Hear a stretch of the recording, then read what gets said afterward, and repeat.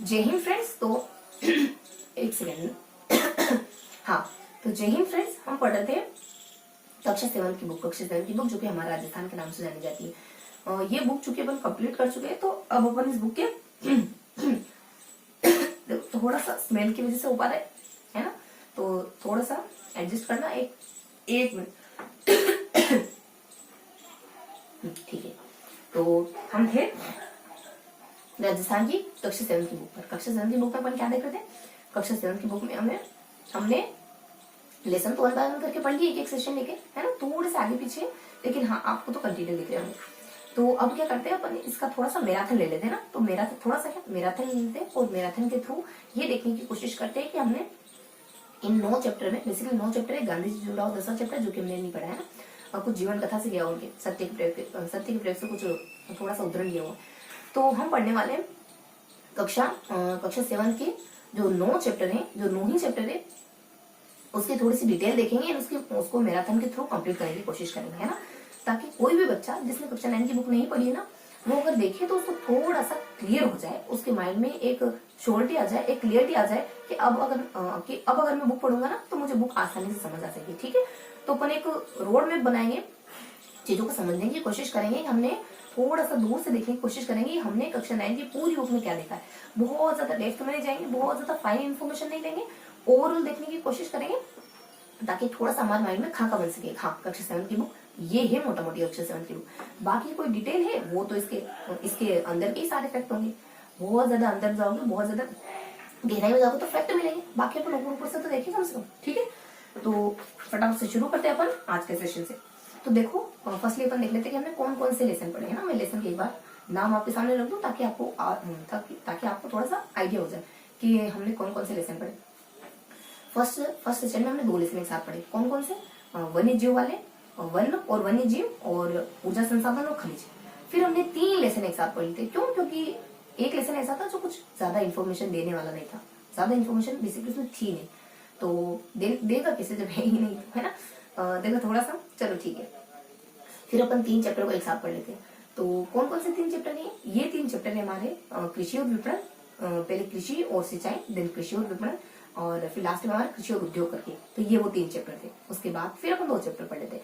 ये 2 चैप्टर आते हैं कुछ स्वतंत्रता आंदोलन, स्वतंत्रता क्या आंदोलन से, क्योंकि जो अलग अलग कम्युनिटी के द्वारा आंदोलन किए गए वो, और देन इसके साथ एक और कुछ सामाजिक और शैक्षणिक सुधार। ये दोनों ही चैप्टर बहुत ही अच्छे हो, शुरुआती दोनों भी ठीक है और ये वाले भी ठीक है। बीच वाले 3 बहुत कम इन्फॉर्मेशन रखते हैं, इस तरीके के होते हैं ना। और इसके बाद वापस से अपन देख लेते हैं कुछ सिंगल चैप्टर। ये जो लास्ट वाला दो चैप्टर देखे ना, इसके इर्द गिर्द अपन एक सिंगल चैप्टर देख लेते हैं, है ना। शायद इन्फॉर्मेशन ज्यादा थी या समय की कमी के कारण हमने सिंगल देखे थे। तो कौन कौन से है बेसिकली? एक तो हमारा शासकों से जुड़ा हुआ है, इन प्रमुख शासक राजस्थान के वो, और लास्ट में संविधान से जुड़ा हुआ। तो कुछ इस तरीके से हमने पढ़ने की कोशिश करी। ठीक है, हमने 2 बार पढ़ा, 2 चैप्टर पढ़े, फिर 3 पढ़े, फिर 2 पढ़े, और लास्ट में फिर एक एक करके 2 चैप्टर पढ़े। इस तरीके से हमने इन चैप्टर को पढ़ा है, इन 2 3 2, इस तरीके से इस शिफ्ट में हमने चैप्टर को पढ़ा है ना। तो इन चैप्टर को फटाफट से, चलो मैं आपको नाम बताने वाली थी ना, नाम तो बताया नहीं मैंने कि बता दिया मैं भी, चलो फिर से एक बार बता देती हूँ। पहला जो पहली शिफ्ट है उसमें अपन देखने वाले हैं वन और वन्य जीवों के बारे में, और ऊर्जा संसाधन और खनिज संसाधनों के बारे में। सेकंड अपन देखने वाले 3 चैप्टर एक साथ देखने वाले, कृषि और सिंचाई के बारे में, कृषि और विपणन के बारे में, कृषि के उद्योग या फिर व्यापार के बारे में। फिर अपन 2 चैप्टर में देखने वाले कुछ आंदोलन और आजादी से पहले होने वाले सामाजिक और शैक्षणिक सुधार। आंदोलन में तीनों ही के, प्रजामंडल के, किसानों के, आदिवासियों के, है ना।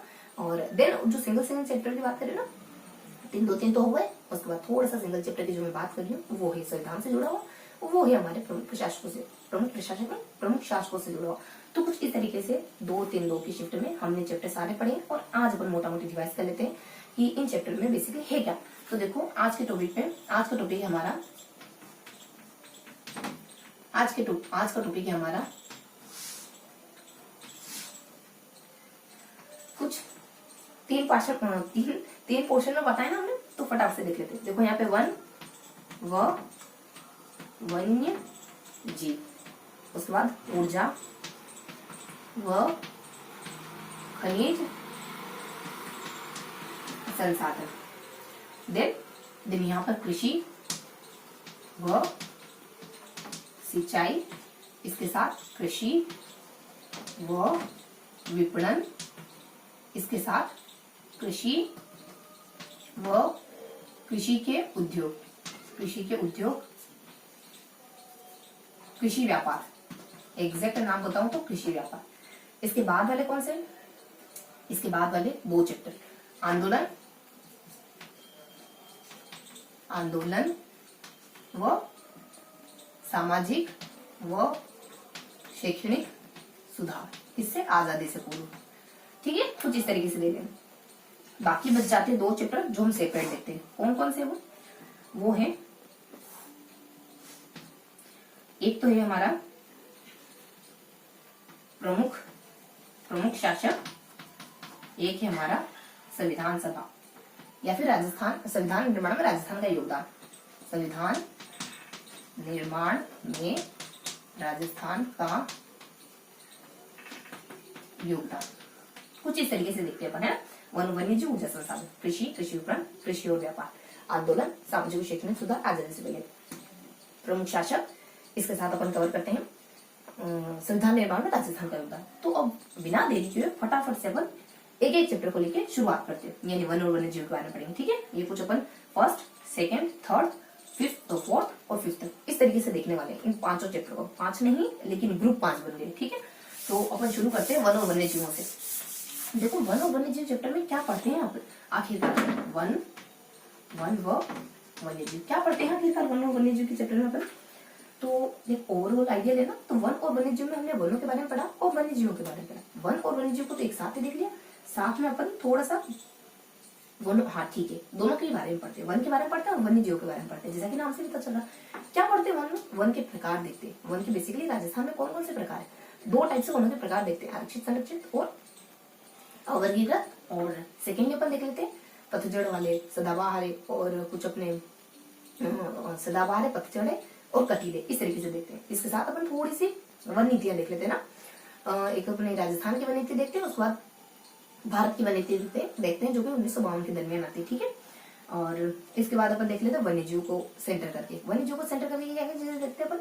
कुछ 4 चीजें देखते हैं। अभियानों को पढ़ते हैं, बाघ परियोजनाओं को पढ़ते हैं, कुछ वेटेन इलाकों को पढ़ते हैं, इसके साथ कुछ अपन नेशनल पार्क को पढ़ते हैं, कुछ इस तरीके से पढ़ते हैं। तो मोटा मोटी किस तरीके से देखा हमने? 2 पार्ट्स में। कितने? 2 पार्ट्स में। यहाँ वनों के बारे में देखते हैं, यहाँ वन्य जीवों के बारे में। वन्य जीव क्या देखते हैं? वनों के बारे में प्रकार देखते हैं और नीति देखते हैं। कुछ वनों के प्रकार है थोड़े और कुछ नीति है, प्रकार और नीति इस तरीके से देखते हैं। वन्य जीव में क्या क्या पढ़ते हैं? वन्य जीव में कुछ 4 हेडिंग पढ़ी हमने, 4 हेडिंग। वो 4 हेडिंग कौन कौन सी है?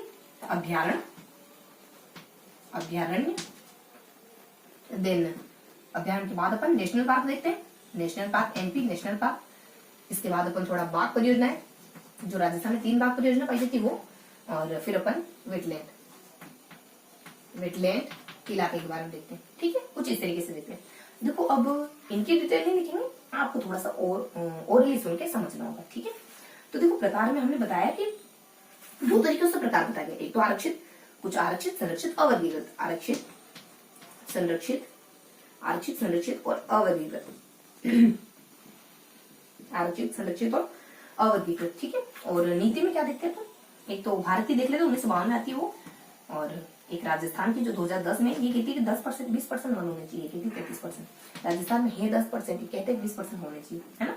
और काजरी आफरी भी बता देते हैं यहाँ पे डिटेल में जब पढ़ते हैं थोड़ा, तो काजरी आफरी का भी जिक्र आ जाता है। अभियानों में राजस्थान में जितने भी अभियान पाए गए ना, मेन में मुख्य उन अभियानों का जिक्र करा जाता है। साथ ही ये भी जिक्र करा जाता है कि ये अभियान किन किन जिलों में आते हैं। साथ ही ये भी देखते हैं अपन कि इनमें जो प्रमुख रूप से जो जीव है, जो भी जीव है प्रमुख रूप से जो प्रमुख जीव पाए जाते हैं उनका नाम भी लेते हैं। कौन कौन से अभियान पढ़ते हैं अपन? देखो अपन है ना, इस तरह पाए जाने वाले, इधर पाए जाने वाले अपन कुछ हाँ एक आधा अभियान राजस्थान के पश्चिम का पढ़ते हैं, और फिर अपन पूर्व में पाए जाने वाले 4 से 5 अभियान पढ़ते हैं। दक्षिण में पाए जाने वाले भी 4 से 5 अभियान देख लेते हैं। उसके बाद राजस्थान में अलग अलग इलाकों में फैले हुए अभियानों के बारे में देख लेते हैं। ठीक है, कौन कौन से अभियान पढ़ते हैं अपन? मरु पढ़ते हैं जो कि अपने बाड़मेर में, जैसलमेर में पाया जाता है। इधर जमुआ रामगढ़ पढ़ते हैं जो कि जयपुर में पाया जाता है। इधर सरिस्का यही अपन सरिस्का भी पढ़ते हैं जो कि अलवर में पाया जाता है। यही अपन कोटा करौली और कोटा धौलपुर, कोटा सोमनाथपुर में पाया जाने वाला, नहीं कोटा करौली और सोमनाथपुर, करौली सोमनाथपुर में पाया जाने वाला है। एक करौली सोमनाथपुर में तो ये अपने केला देव अभियान पाया जाता है। और एक करौली सहमतपुर में अपने कुछ एक और करौली सहमतपुर अपने कुछ टोडगढ़ नहीं चंबल घड़ियाल अभियान है। बाकी जिले भी हैं, लेकिन ये कॉमन जिले हमने देखे थे। क्योंकि अभी मैं आपको उलझाऊंगी नहीं, आपको क्लियर कट व्यू देने के लिए अभी और बता रही हूँ ना। बाकी अपने कोटा में और कोटा और कुछ अपने चित्तौड़ में भी कोटा और धौलपुर में भी चंबल घड़ियाल। तो बाकी जो ऊपर वाला बताया ना उसमें तो सिर्फ दो ही अपने करौली और धौलपुर। ठीक है, तो इस तरीके से अपन इधर वाले पढ़ते हैं और कुछ इधर वाले भी 4-5 अभियान देखते हैं। उदयपुर में पाए जाने वाले मुकुंदरा के बारे में देख लेते हैं। प्रॉपर उदयपुर में पाए जाने वाला मुकुंदरा तो चित्तौड़ और कोटा में पाया जाता है। प्रॉपर उदयपुर में पाए जाने वाला एक है अपने फुलबाड़ी की नाल। फिर अपन बाकी मतलब मेवाड़ के इलाके वाले सारे अभियान देख लेते हैं। जो भी मेवाड़ के इलाके में आ रहे हैं ना वो, जैसे कि मेवाड़ के इलाके में सीता माता अभियान भी आ जाता है। आसपास के उदयपुर चित्तौड़ प्रतापगढ़ में पड़ जाता है। और फिर अपने इसी में नीचे ही अपन देखें तो कुछ अपने मुकुंदरा हिल्स भी आ जाता है। ये अपने कुछ मुकुंदरा हिल्स अपने ही उदयपुर है, राजसमंद है और उदयपुर राजसमंद। और मुकुंदरा हिल्स अपने नहीं, मुकुंदरा हिल्स तो अपने कोटा और चित्तौड़ में आ जाता है ना। और फिर टोडगढ़ रावली में पढ़ लेते हैं अपन। टोडगढ़ रावली राजसमंद हो गया, अजमेर हो गया, पाली हो गया। तो बेसिकली मैं ये कहना चाह रही हूँ आपको कि यहाँ अपन को 4 अभ्यारणों के बारे में देख लेते हैं और यहाँ पे भी 4 देख लेते हैं, इधर 1 देख लेते हैं। बाकी बच्चे कुछ सारे अभ्यारण कौन से देख लेते हैं, जैसे कि जवाहर सागर कहाँ पाया जाता है, बंद भारत कहाँ पाया जाता है, और जवाहर अमर देख लिया हमने। जैसलमेर कहाँ पाया जाता है, सज्जनगढ़ कहाँ पाया जाता है, वन विहार कहाँ पाया जाता है। और कुछ अपने कुछ वन विहार के बाद अपने राम निवास कहाँ पाया जाता है। उसके बाद अपने कुछ एक धौलपुर कहाँ पाया जाता है। ये बेसिकली मैं क्रमशः तीनों बताया ना, ये धौलपुर में पाए जाते हैं। तो इस तरीके से अपन ये देखते हैं कि सारे अभ्यारण राजस्थान में कहाँ कहाँ लोकेटेड है, बस इतना देखते हैं। ठीक है, बहुत ज्यादा उलझने की जरूरत नहीं। कुछ अभ्यारणों में ये भी देखते हैं कि कौन कौन सी जीव प्रसिद्ध है। सीता माता में उदयगिरी बहुत ज्यादा प्रसिद्ध है। खरगोश कहाँ का प्रसिद्ध है, खरगोश टोडगढ़ रावली का। केला देवी मतलब वहाँ खरगोश पाया जाता है। देन अपने साइबेरियन सारस कहाँ पाया जाता है, और वो जंगली मुर्गा कहाँ पाया जाता है, माउंट आबू सिरोही में जंगली मुर्गा पाया जाता है। तो इस तरीके से जो फेमस है ना उनके बारे में देख लेते हैं। बाकी नेशनल पार्क में राजस्थान में कितने नेशनल पार्क है, 3 ही है। तो कौन कौन से, एक तो केला देव आ जाता है। केवला देव जो कहाँ पाया जाता है, भरतपुर में। इसके साथ रणथंभौर जो की सवाई माधोपुर में। और लास्ट में अपन देख लेते थोड़ा सा मुकुंदरा हिल्स जो की कोटा और चित्तौड़ में मुकुंदरा हिल्स है ना। तो ये कुछ अपन यहाँ पे देख लेते। बात करें सिर्फ और सिर्फ केला देव को रिप्लेस कर दो सरिस्का देन सेम। ठीक है, तो थोड़ा सा अपन यहाँ पे भी रणथंभौर और यहाँ पे भी मुकुंदरा हिल्स ये देखते हैं। वेटलैंड जाके एक तो भरतपुर वाला और एक सांभर वाला। भरतपुर का जो केला देव वो वेटलैंड इलाका है। कौन बनाता है, ये जो बाणगंगा नदी बहती है ना, ये बाणगंगा नदी भरतपुर में वेटलैंड इलाका है। नवभूमि क्षेत्र बनाता है। नवभूमि क्षेत्र क्या होता है, ऐसा इलाका जो दलदल इलाका हो जहाँ पे जीव जंतु वन्य जीव प्राणियों का बसेरा। तो ये भरतपुर है, वेटलैंड इलाका, और एक सांभर है। तो मोटा मोटी ये जानकारी लेते हैं। क्या देखो, तो फटाफट से देखने की कोशिश करो। तो क्या देखते हैं इसमें हल्की जानकारी लेते हैं अपन वनों के बारे में और वन्य जीव के बारे में। वनों में अपन देख लेते हैं कि वन के बारे में, वनों के प्रकार पढ़ते हैं, देन वन की नीतियां पढ़ते हैं। देन अगला अपन वन्य जीव में कुछ अभ्यारणों के बारे में पढ़ते हैं, कुछ NPN नेशनल पार्क के बारे में पढ़ते हैं, और बाघ परियोजना के बारे में पढ़ते हैं, और बाद में कुछ वेटलैंड इलाकों के बारे में पढ़ते हैं, है ना। बाकी इन्फॉर्मेशन भी है, कुछ फैक्ट भी है, लेकिन वो तितर बितर बिखरे फैक्ट है। अगर उनको समझने की कोशिश करें तो इन बिंदुओं से इतर नहीं जाएगा चैप्टर, है ना। तो कुछ इस तरीके से देखते हैं अपन वन और वन्य जीव।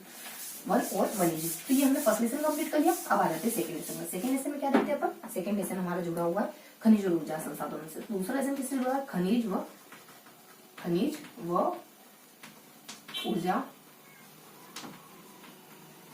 संसाधन। देखो खनिज और ऊर्जा संसाधन में क्या देखते हैं अपन, खनिज ऊर्जा संसाधन और खनिज पढ़ लेंगे, ऊर्जा संसाधन पढ़ लेंगे।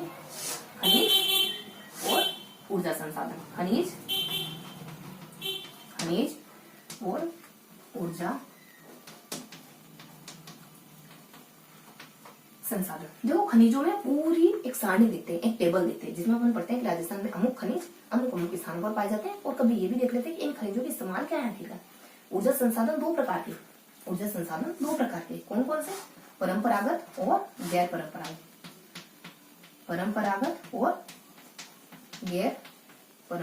है ना।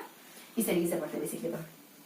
और क्या देखते हैं, देखो खनिजों में बहुत से खनिज देखते हैं, जैसे कि चांदी हो गया, अपन धात्विक खनिज। देखो ये तो क्लियर है कि खनिज मुख्यतः 3 प्रकार के, धात्विक और कुछ अपने ऊर्जा संसाधन को सेपरेट से पढ़ते हैं, क्योंकि ज्यादा जानकारी गिवन है। नाम ही तो खनिज और ऊर्जा संसाधन, बेसिकली खनिजों की तो टाइप है ऊर्जा संसाधन, लेकिन उसको पृथक से पढ़ते हैं थोड़ा फोकस डालने के लिए, है ना।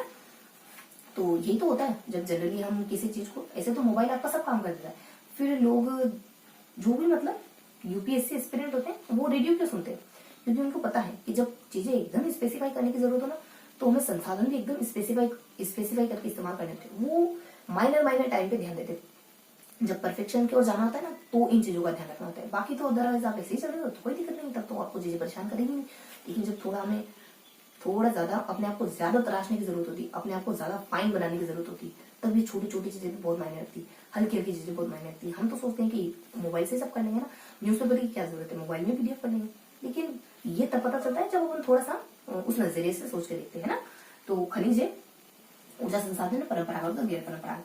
तो वो खनिजों में क्या देखते हैं? चांदी देखते हैं, तांबा देखते हैं, वोल्फ्राइट देखते हैं, अभ्रक देखते हैं, जिप्सम देखते हैं और सीसा जस्ता देखते हैं। जहाँ सीसा जस्ता मिलता है वहाँ चांदी तो नहीं जाती। लोहा देखते हैं और इस तरीके के कुछ खनिजों को देखते हैं। ये खनिज कहाँ पाए जाते हैं, इन खनिजों का उपयोग क्या है, ये देखते हैं। सीसा जस्ता कहाँ पाया जाता है? कुछ मेवाड़ के इलाके में। देखो मैं खनिजों के नाम जो भी अपन इसमें देखते हैं ना, और फिर संगमरमर है, ग्रेनाइट, चूना पत्थर, तो मोटा मोटी में नाम लिख देती हूँ ताकि आपको थोड़ा आइडिया हो जाए कि हाँ इन खनिजों के बारे में ही पढ़ते हैं, बाकी के बारे में नहीं पढ़ते। कौन कौन से खनिज देखते हैं? देखो अपन देखते हैं चांदी और सीसा जस्ता, तांबा और लोहा, फिर अपन देख लेते हैं अभ्रक और जिप्सम। फिर अपन देख लेते हैं रॉक फॉस्फोर और वोल्स्टोनाइट। फिर अपन देख लेते हैं हल्की सी जानकारी, संगमरमर, ग्रेनाइट और चूना पत्थर। संगमरमर,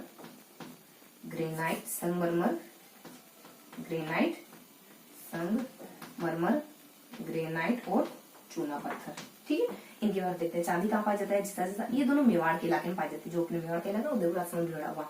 तांबा और लोहा ये दोनों खेतड़ी के इलाके में पाए जाते हैं। बस यहाँ आपको झुंझुनू को रिप्लेस करना है जयपुर से, कुछ अजमेर से, और यहाँ आपको जयपुर से रिप्लेस करना है झुंझुनू को। बाकी अभ्रक जिप्सम कहाँ पाए जाते हैं? अभ्रक जिप्सम हमारे पाए जाते हैं ना, देखो जिप्सम, एक सेकंड रुकिएगा ना, थोड़ा सा साउंड क्लियर होगा फेल होने इस वजह से। ठीक है, अब आपको में भी अच्छा दिखाई दे रहा होगा ना। तो यहाँ देख लेते हैं जिप्सम अभ्रक। देखो जिप्सम अभ्रक के बारे में अपन क्या देखते हैं, कहाँ पाया जाता है अभ्रक जिप्सम? अभ्रक और अपना वोल्फ्राइट ना अजमेर के इलाके के आसपास रहता है। अजमेर और कभी एक और जिले है, लेकिन अजमेर ध्यान रखो। अभ्रक और वोल्फ्राइट। जिप्सम वहाँ है जहाँ कोयला है। तो कोयला कहाँ? अपनी राजस्थान की ये वाली बेल्ट है ना, ये वाली पट्टी है वहाँ, गंगानगर, बीकानेर, जैसलमेर, बाड़मेर, यहाँ इसी बेल्ट में। बाकी जोधपुर जो शुष्क इलाके ना, वहाँ पाया जाता है जिप्सम। और जिप्सम देखा, रॉक फॉस्फोरेट कहाँ पाया जाता है? ये तो बिखरा इधर जैसलमेर के दो, इधर उदयपुर के दो, इधर सीकर के दो, तीनों जिलों में बिखरा। संगमरमर, चूना पत्थर, ग्रेनाइट, चूना पत्थर कहाँ पाया जाता है? देखो ग्रेनाइट तो हम जानते हैं, जालोर हो गया, सिरोही। तो जालोर के आसपास के जो भी जिले थोड़े उनको जालोर हो गया, सिरोही हो गया, जोधपुर हो गया, है ना। और कुछ अपने जोधपुर हो गया, उसके बाद जालोर वगैरह हो गया। हाँ, जालोर पता है अपने को, पाली वगैरह हो गया, तो उसके पड़ोस के जिले। उसके बाद चूना पत्थर, देखो चूना पत्थर CSK मतलब कि चित्तौड़ हो गया, ऐसे अपने कुछ सिरोही हो जाता है, और के से कोटा वगैरह, और यू से उदयपुर हो गया। तो CSK मतलब कि मेनली देखो तो अपने कोटा है, उदयपुर है, और इसी दक्षिण इलाके में ही कहीं ना कहीं चूना पत्थर। और हाँ ठीक है, चित्तौड़ तो दक्षिण इलाके में, चित्तौड़ है, कोटा है, उदयपुर तो दक्षिण इलाका जाता है। वोल्फ्राइट कहाँ पाया जाता है? वोल्फ्राइट तो मैंने बता दिया आपको, अभ्रक और वोल्फ्राइट बता दिया आपको मैंने। ठीक है, तो इस तरीके से कुछ ये जो खनिज है राजस्थान में अलग अलग इलाकों में पाए जाते हैं। ठीक है, ये पाए जाते हैं आपके कहाँ पाए जाते हैं? आपको क्लियर हुआ?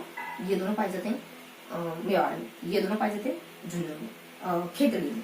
और इसके बाद थोड़ा सा मैंने लिखने में ऊपर नीचे कर दिया, एक साथ लिखूंगा एक जैसे। चलो आपके लिए थोड़ा सा जो एक जैसे उनको एक साथ लिख देते हैं। ठीक है, जैसे कि अभ्रक और वोल्फ्राइट, ये बिल्कुल एक ही जगह पाए जाते हैं, अजमेर। इसके बाद लगा लो जिप्सम, और बच क्या गया था? जिप्सम आ जाता है, फिर रॉक फॉस्फोर, देन लास्ट में वही संगमरमर है, और चूना पत्थर है, और ग्रेनाइट है। ठीक है, तो ये दोनों अजमेर वगैरह, और जिप्सम तो अपने को पता है जहाँ चूना मिलेगा वहाँ। रॉक फॉस्फोर बहुत बिखरा है। संगमरमर कहाँ पाया जाता है? संगमरमर भी अपने कुछ जिले आते हैं, रानू मतलब एक ट्रिक होती है, ये बिखरे इस वजह से कोई कॉमन फैक्टर नहीं। चूना अपने दक्षिण में, और ग्रेनाइट अपने यहाँ मारवाड़ वाले इलाके में, है ना। तो इस तरीके से हमने कुछ खनिजों के बारे में पढ़ा। इधर ऊर्जा संसाधन खनिजों में थोड़ी और जानकारी देख लेते हैं कि राजस्थान किन खनिजों में अग्रणी, जेस्पार हो गया, और कुछ अपने वोल्फ्राइट वगैरह हो गया, और एक सीसा जस्ता वगैरह हो गया। इसमें राजस्थान अग्रणी एकदम एकाधिकार रखता है। अग्रणी तो बहुत सारों में, एकाधिकार इन तीनों में ही रखता है बस, है ना।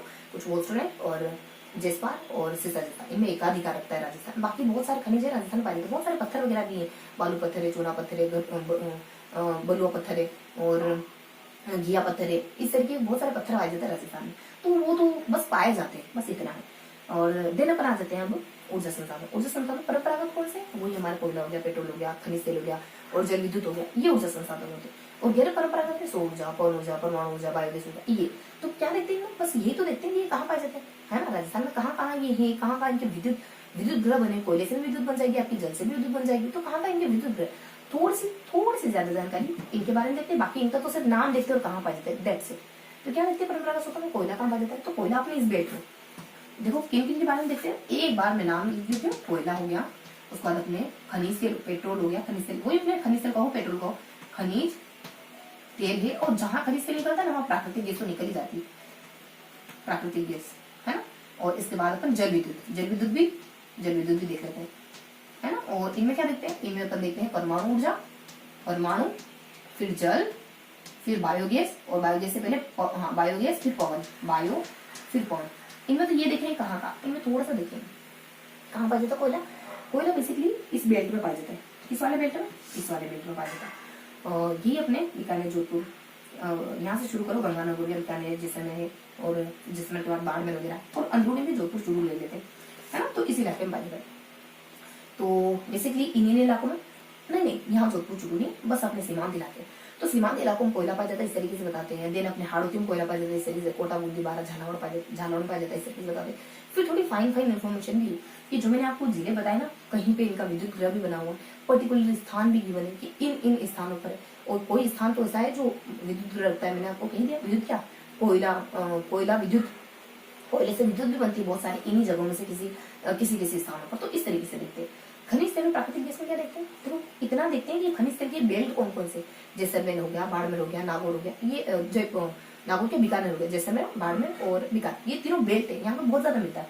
बाकी इन तीनों जिलों के, यहाँ पर मतलब बेसिन कहते हैं उसको, और इन तीनों ही जिलों में पर्टिकुलरली स्थान लेके भी देखते हैं कि हाँ इन पर्टिकुलर स्पेसिफाई करके देखते हैं इन स्थानों पर पाया जाता है प्राकृतिक गैस में बहुत सारे 3 जिले देखते हैं मेजरली, जैसलमेर हो गया, बाड़मेर हो गया, धौलपुर हो गया, यहाँ पर्टिकुलर स्थान गिवन है कि इन स्थानों पर है। बाकी बहुत सारे स्थानों के नाम भी है इसके साथ कि हाँ इन स्थानों पर भी खनिज तेल मिलता है, जैसे कि घोटाल हो गया, कमताल हो गया, और तनोट हो गया, मनिहारी हो गया, और इस तरीके से कुछ नाम आते हैं कि हाँ राजेश्वर हो गया, रामगढ़ हो गया, इस तरीके से नाम आते हैं कि यहाँ पाया जाता है। देन जल विद्युत तो सिर्फ राजस्थान में, और बेसिकली राजस्थान की जल विद्युत की परेशानी हुई है, एक भाखड़ा नगर जो अपने यहाँ की नहीं, लेकिन जल विद्युत अपने यहाँ उससे मिल जाती है, हमको भी जो जल विद्युत बनती है ना, तो थोड़ा इससे हमको मिलता है। चंबल पे है हमारे यहाँ, तो माही पे है, बाकी भाखड़ा और व्यास पे हमारे यहाँ नहीं, लेकिन हमको इसका थोड़ा सा भाग मिलता है। देन पवन ऊर्जा, देखो रावत भाटा दूसरा केंद्र है, और जल पवन ऊर्जा, परमाणु के बाद पवन देखते हैं, मैंने जल लिखते हैं क्या, पवन, परमाणु ऊर्जा रावत भाटा में दूसरा है, और पवन ऊर्जा अपने यही अपने जोधपुर का इलाका, जैसे का इलाका, बाड़मेर का इलाका और प्रतापगढ़ भी है, ये दूसरा सबसे ऊंचा स्थान है, ऐसा नहीं मतलब कि ऊंचाई पे बसा हुआ प्रतापगढ़ भी। बायोगैस है और पवन है, क्या देखते हैं बायोगैस में, बायोगैस उदयपुर जयपुर, और पवन ऊर्जा भाडला जोधपुर सबसे बड़ा सौर पार्क बना। तो कुछ ये देखते हैं, तो फटाफट से मैं आपको एक ओवरव्यू दूं कि क्या देखते हैं अपन, तो ओवरव्यू दूं देने की कोशिश करूँ तो खनिज ऊर्जा संसाधन, खनिज के बारे में देख लेते हैं। देन ऊर्जा संसाधन के बारे में देखते हैं, खनिज कौन कौन से हैं, कहाँ कहाँ पाए जाते हैं, और उनका उपयोग भी देखते हैं। उपयोग अभी मैं नहीं बताऊंगी, बहुत ज्यादा डिस्क्रिप्टिव हो जाए। देन ऊर्जा संसाधन में 2 पार्ट्स में पढ़ते हैं, परंपरागत, गैर परंपरागत, बस इतना ही देखते हैं कि कहाँ कहाँ है, और बस इतना ही देखते हैं। जिलों के नाम है, और इन जिलों के साथ प्रॉपर स्थान भी दिए, उन प्रॉपर स्थान के साथ कभी कभी हो सकता है कि कुछ बिजली बनाने के, विद्युत संयंत्र कोयला कितने तरीके का होता है, 3 तरीके का, बिटुमेन, एंथ्रासाइट और पीट करके। तो राजस्थान में लिग्नाइट 4 है ना, तो कुछ लिग्नाइट भी होता है। तो लिग्नाइट किस्म का कहाँ बना हुआ है, तो गिरल बाड़मेर में। तो मतलब फाइन इन्फॉर्मेशन भी है बिल्कुल इन जिलों के बारे में। सिर्फ इतना ही नहीं गिवन है कि इन स्थानों में, इन जिलों के इन स्थानों पर कोयला पाया जाता है, इसके साथ कुछ और भी अच्छी इन्फॉर्मेशन है ना।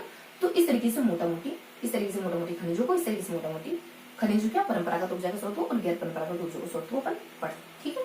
तो ये हमने देखा खनिज और ऊर्जा संसाधन के बारे में। अब क्या देख लीजिए अपन, अब देखेंगे अपन थर्ड चैप्टर जो कि इससे जुड़ा हुआ है, थर्ड चैप्टर जुड़ा हुआ है हमारा, और फिर अपन 3 चैप्टर साथ में पढ़ते हैं। तो यहाँ अपन थर्ड चैप्टर पढ़ते हैं, कृषि व सिंचाई। कृषि और सिंचाई में कृषि पढ़ लेंगे, देन सिंचाई पढ़ने में, कृषि और सिंचाई। देखो कृषि और सिंचाई में क्या पढ़ते हैं, कृषि में ये देखते हैं अमुक फसलें अमुक किसानों को, दैट्स इट। सिंचाई में अमुक स्रोतों से इतने इतने परसेंट सिंचाई होती है, इन जिलों में होती है, दैट्स इट। ठीक, अब वो मैं आपको नाम बताऊं कौन कौन सी फसल देखते हैं, गेहूं, जो ज्वार, मक्का, बाजरा, चना और सरसों, बाजरा, चना और सरसों, है ना। तो ये देखते हैं कि ये कहाँ पाई जाती है, बस इतना देखते हैं। बाकी सिंचाई में कौन कौन से जल स्रोत है, कितना कितना परसेंट और कहाँ कहाँ। देखिए अपन तो नलकूप, नहरें, सबसे ज्यादा तो नलकूपों से, फिर नहरों से, कुएं, तालाब और नदी से। नलकूप, नहरें, कुएं, तालाब व अन्य, है ना। देखो गेहूं से क्या होता है, गेहूं से अपने घग्गर का इलाका, गगनगर, कोटा बूंदी, घग्गर और हड़ौती का इलाका, और एक आधा कोई जिला है लेकिन ठीक है। फिर जोर ज्वार इस रेंज में, इस वाली रेंज में। यहाँ से शुरू करोगे आप, एक एक जिला लोगे, यहाँ से एक एक जिला पिकअप करोगे, यहाँ से करोगे और यहाँ तक करोगे, ठीक है, अपने मारवाड़ तक, इस तरीके से जो। और ज्वार भी अपन यहाँ से शुरू करेंगे, ढूंढार से शुरू करेंगे, एक यहाँ से कुछ, और यहाँ से ऐसे बिखरे जिले लेंगे। अगर ट्रिक से ध्यान करने की कोशिश करो तो इसके लिए अपन, गेहूं के लिए तो कुछ कहते नहीं, लेकिन जो ज्वार के लिए कहते हैं कि देखो इसके लिए कहते हैं अपन, जो के लिए कहते थे अपन, देखो ज्वार के लिए तो कहते हैं आप बिजी रहते हो, तो मैंने इस रेंज में जो जिला बताया ना वो आपको बस पिक कर लेने कि हाँ आप बीजे में कौन कौन से आ जाएंगे। देन ज्वार के बारे में अपन देखते हैं, देखो बहुत सारे जिले होते हैं यहाँ, तो अपन कहते हैं कि देखो ज्वार के लिए, इसके लिए अपन कहते हैं, जो के लिए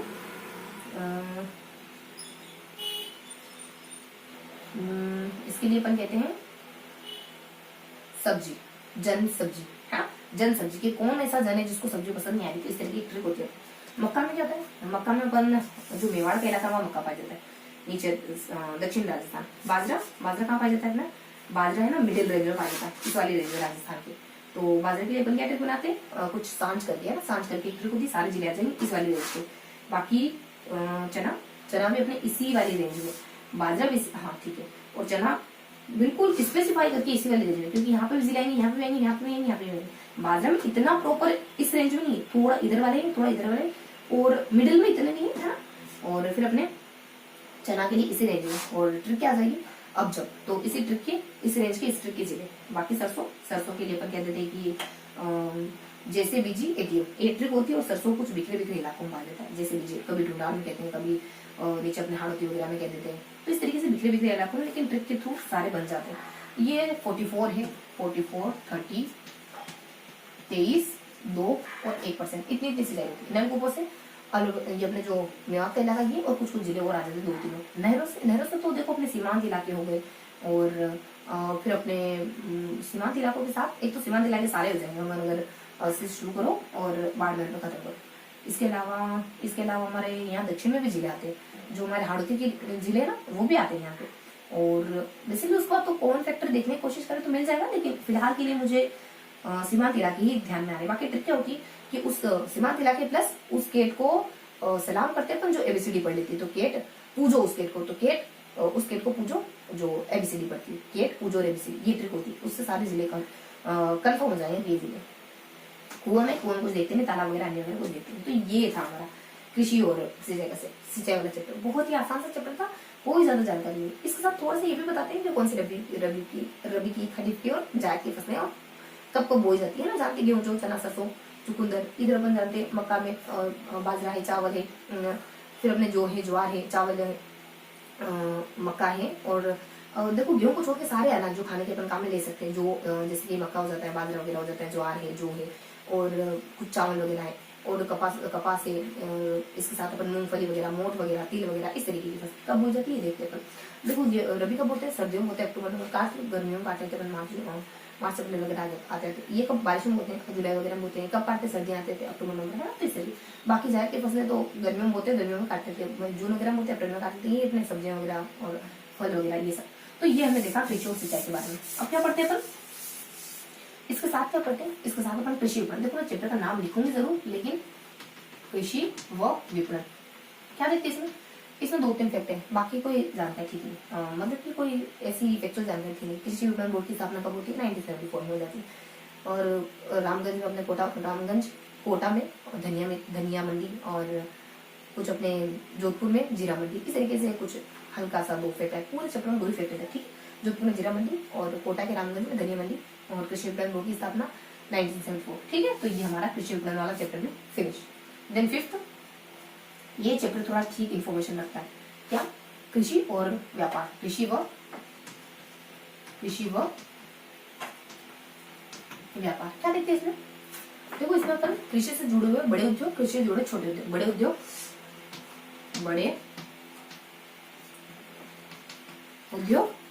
देन कृषि से जुड़े हुए लघु और कुटीर उद्योग, लघु व कुटीर उद्योग। क्या देखते हैं बड़े उद्योग में? देखो कृषि से जुड़ा हुआ बड़े उद्योग बेसिकली 3 ही, 2 ही है मेन। एक तो सूती वस्त्र उद्योग और उसके बाद शक्कर उद्योग, चीनी उद्योग, है ना। मेन तो 2 ही। क्या देखेंगे फिर उनको पढ़ेंगे और क्या। तो चीनी उद्योग के बारे में कुछ नहीं कहते हैं कि गुड़ वगैरह जहाँ पे बनेगा वहाँ चीनी बनेगी। तो गुड़ तो अपन पहले ही देख चुके हैं, गुड़ कहाँ बनता है राजस्थान में। हमने पहले जिले पढ़े थे ना, कुछ जयपुर है और सोनापुर है, दौसा टोंक है, हमने पहले पढ़ रखा है। तो कक्षा में भी कक्षा 8th की बुक है ना, 7th देखेंगे अपन। हाँ, इससे पहले अपन देखो अपन रिवर्स क्रम में चलते हैं। 10वीं से शुरुआत करी थी, 10वीं 9वीं 8वीं 7वीं, तो कक्षा 7 की बुक पर आ चुके अपन। तो वही देखते हैं अपन, हाँ, जो मैराथन ले चुके हैं ना कक्षा, मतलब कि मैराथन के थ्रू पढ़ चुके हैं, है ना। देखो ये मे शब्द आ जाता है ना, थोड़ा अजीब सा लगता है। मे अपने आप में ये शब्द बहुत अजीब है। जब भी कहो या तो हम कहने की कोशिश करो, है ना, और या फिर कोई इसको रिप्लेस कर सके। मे शब्द थोड़ा अजीब लगता है, ठीक है। बड़े उद्योग, और बड़े उद्योग में क्या रहते हैं? सूती वस्त्र उद्योग, सूती वस्त्र उद्योग के साथ शक्कर उद्योग कहो, चीनी उद्योग कहो, या फिर गुड़ या खांडसारी उद्योग। तो देखो बड़े उद्योग में क्या देखते हैं अपन? बड़े उद्योग में देखते थे सूती वस्त्र उद्योग। क्या देखेंगे इसके बारे में? अपन 8th में भी पढ़ चुके हैं। यही देखेंगे सूती वस्त्र उद्योग की पहली मिल कहाँ थी, बाकी और मिले कहाँ है ना। तो पहली मिल अपने हस्बैंड बिहार में जाते, बाकी मिले कहाँ है? बाकी मिले अपने बीकानेर, नागौर, जोधपुर, चूरू। तो कैसे ध्यान से हो गए? जोधपुर कुछ अपने कहते हैं कि बीकानेर, नागौर है, और जोधपुर, जैसलमेर है, और चूरू करके। तो इन इलाकों में एक ट्रिक के तो ध्यान रखोगे। कोई ट्रिक बैठ जाती है ना, तुझे ट्रिक तिनके को डूबते को तिनके का सहारा है। चीजें नहीं याद आ रही तो उधर से ट्रिक ध्यान आएगी, तो आसानी से आप चीजों को बहुत अच्छे से याद कर लोगे, ठीक है। एक बार अगर ट्रिक बना ली तो वो ऐसी कंफर्म याद लगेगी कि फिर आप भुला ही नहीं भूल पाओगे। तो ट्रिक के थ्रू अपन कुछ जिले देख लेते हैं, जैसे कि जयपुर, जोधपुर, बीकानेर, जैसलमेर, जयपुर, जोधपुर, बीकानेर, नागौर, चूरू वगैरह। इसके साथ कुछ एक आधे जिले और आते हैं, है ना। तो इस तरीके से अपन जिले देखते हैं। यहाँ तो अपन फिलहाल ट्रिक से नहीं पढ़ते, लेकिन मैं बता रही हूँ एज यूजुअल। और उसके बाद जिनिंग और स्पेनफील्ड, और जिनिंग और स्पेनफील्ड किन किन मिलों को जोड़ करके जिनिंग और स्पेनफील्ड की स्थापना कर दी हमने। इसको जिनिंग और स्पेनिंग मिल, जिनिंग और स्पेनिंग करके उसको अपन स्पेनफील्ड के नाम से जानते हैं। वो कुछ संघ वगैरह है, तो कहाँ की मिलों को जोड़ करके ये संघ बना है। इस तरीके से हल्की की जानकारी होती है इसके बारे में। बाकी शक्कर उद्योग के बारे में कुछ बताया नहीं है, लेकिन हमने पहले पढ़ा कि शक्कर उद्योग कहाँ है? जागुर उद्योग में। तो गुड़ के उद्योग राजस्थान में था, कभी अपन जयपुर पढ़ लेते हैं, कभी सहारनपुर, दौसा तो यहाँ देखते हैं। बाकी लघु कुटीर उद्योग में क्या देखते हैं? देखो लघु कुटीर उद्योग अपन देख लेते हैं, कुछ 2-4 उद्योग देखते हैं जो हमने पहले देख रखे, बेसिकली दालों के, तेल के। देखते नहीं है, खाली जिक्र मात्र आता है, क्योंकि बच्चों की बुक 7th की बुक है, उनको इतना पता चल जाए कि लघु कुटीर उद्योग में कृषि से जुड़े कौन से उद्योग आते हैं? दाल के, तेल के, गुड़ के, सूती, फिर अपने खादी के। इतना पता चल जाए बच्चों को, इतना ही इनफ है। उसके बाद और बहुत सारे स्टोन होंगे जो अनटर्न करे जाएंगे इसके बाद, लेकिन है पहले से बच्चों को बहुत ज्यादा नहीं बताया जाता कि कहाँ है, उन्हें ओवरव्यू दिया जाता है। जैसे कि अपन पढ़ रहे हैं मेरा संगीत, आप दूर से देखने की कोशिश करो, तब धीरे धीरे नजदीक जाने की कोशिश करो, तब मजा आएगा पढ़ने में, और पढ़ाई बोझ भी नहीं लगी, है ना। पढ़ाई में मजा आएगा, और पढ़ाई चलो ठीक है। देखो मैं कहना ये चाह रही थी कि बोझ भी नहीं लगेगी, तो बोझ शब्द क्यों इस्तेमाल करें अपन? मतलब कि नेगेटिव सेंस में शब्द बात को क्यों ले जाए, पॉजिटिव व्यू में ले जाए। मतलब ये कहे कि ऐसी लगेगी, ये क्यों कहे कि ये नहीं लगेगी, है ना। तो ये कहना चाहती हूँ। लघु कुटीर उद्योग, लघु उद्योग देख ले, तेल वगैरह के, तेल है, गुड़ व खांड साड़ी, खांड, तेल, दाल और खादी ये देखते हैं कि राजस्थान में कहाँ का है, जिलों वगैरह का नाम देखते हैं। ये सब हमने पहले देखा हुआ। दालों के नाम वगैरह देखते हैं, खादी का भी नाम वगैरह नहीं, कुछ खादी एक जो संस्थान है ना, खादी डेवलपमेंट बोर्ड, उसके बारे में देखते हैं हल्का सा। तेल वाले अपन जिलों का जिक्र कर लेते हैं। तेल कहाँ पाया जाता है? तो अपने पता है अजमेर है, और सभी जगह लगभग, मतलब ट्रायंगल बनता है, अजमेर है, हाड़ौती वगैरह है, और इसके बाद अपने ढूंढाड़ का इलाका, मैंने कहा ना हाड़ों की पूरा ट्रायंगल बन जाएगा। ढूंढाड़ के इलाके में तेल वगैरह पाए जाते हैं। ढूंढाड़ के कौन से इलाकों में पाए जाते हैं तेल? बेसिकली अपने जयपुर है। गुड़ और खांडसारी की मैं आपको, अच्छा मेरे दिमाग में ये वाले नाम चल रहे थे, मैं आपको गुड़ और खांडसारी बता रही हूँ। गुड़ और खांडसारी के देखो नाम कौन क्या होते हैं, जिलों के नाम क्या होते हैं गुड़ और खांडसारी के। अभी मेरे माइंड से मिस हो रहा है शायद गुड़ और खांडसारी का नाम। मेरे माइंड में ये वाले जिले चल रहे थे जो मैंने बताया, वो अपने तेल के ध्यान रखना, ठीक है। तो इस तरीके से कुछ तेल 1, 2, 3 इन स्थानों में पाया जाता है। बाकी देखो गुड़ और खांडसारी के जिले तो कौन से होंगे, जिले कौन से होंगे, ये अपने मेवाड़ वाला इलाका शायद भीलवाड़ा है, और राजसमंद उदयपुर हो जाता है, कुछ इस तरीके से है मे भी, है ना। तो अभी फिलहाल के लिए थोड़ा सा एडजस्ट करें, ठीक है। तो इस तरीके से अपन कृषि और व्यापार के बारे में हल्की हल्की जानकारी। हाँ, इसमें एक जानकारी थोड़ी अच्छी से दी, ये तो पढ़ते ही। एक टॉपिक और आता है इसमें आयात निर्यात करते हैं, एक टॉपिक और बताते हैं आयात निर्यात, कृषि में ही ऐसे तो, लेकिन हाँ बताया तो सेपरेट अपन भी देख लेते हैं। कौन आया, क्यों, कौन क्या कौन आयात व निर्यात। बच्चे कितने मासूम होते हैं। एक बार मैंने ऐसे ही किसी बच्चे से बातचीत कर रहे थे, मतलब कि बच्चों के साथ खेल रहे थे, तो मैंने कहा कि तुम्हारी आंख में कुछ चला गया। तो मतलब कि बच्चे कितने प्यारे होते हैं। क्या कह रही हो कि कौन चला गया मेरी आंख में। तो ये बात सुन इतनी देर तक हंसी चली, कौन चला गया मतलब, है ना। तो आया तो निर्यात क्या लेता है निर्यात में, ये कि राजस्थान किन चीजों का करता है, किन चीजों का निर्यात करता है। बाकी निर्यात को बढ़ावा देने के लिए सरकार कौन से 2-3 पॉलिसी चला रही है। आयत निर्यात नीति 2019 से पुरस्कार और प्रोत्साहन, जिसमें 35 लोगों को पुरस्कार प्रोत्साहन दिया जाता है। बाकी प्रोत्साहन और प्रक्रिया और दस्तावेजीकरण भी चलता है ना, जिसमें 2 दिन चीज लगाते हैं। आयत किसका करता है, निर्यात राजस्थान किसको मंगवाता है, तो चावल को मंगवाता है, बाकी पेट्रोल को मंगवाता है। निर्यात किसको, संगमरमर में बेचता है, और बांस वगैरह बेचता है, और बाजरा वगैरह, तेल वगैरह, सरसों है, तिल है, और कुछ अपने खली है, कच्चा सूत है, ये सब राजस्थान के द्वारा बेचा जाता है ना। तो इस तरीके से अपन कृषि और व्यापार के बारे में पढ़ते हैं। बहुत माइनर से जानकारी है ना। अब ऊपर लिख लेते हैं। बाकी बचे हुए 2 चैप्टर, बाकी बचे हुए 2 ना, टोटल 4, लेकिन 2 एक साथ, और बाकी एक चैप्टर सेपरेट पढ़ते हैं। तो आपको है ना इन 4 चैप्टर आने से पहले 2 मिनट वेट करना पड़ेगा, बस मैं भेज।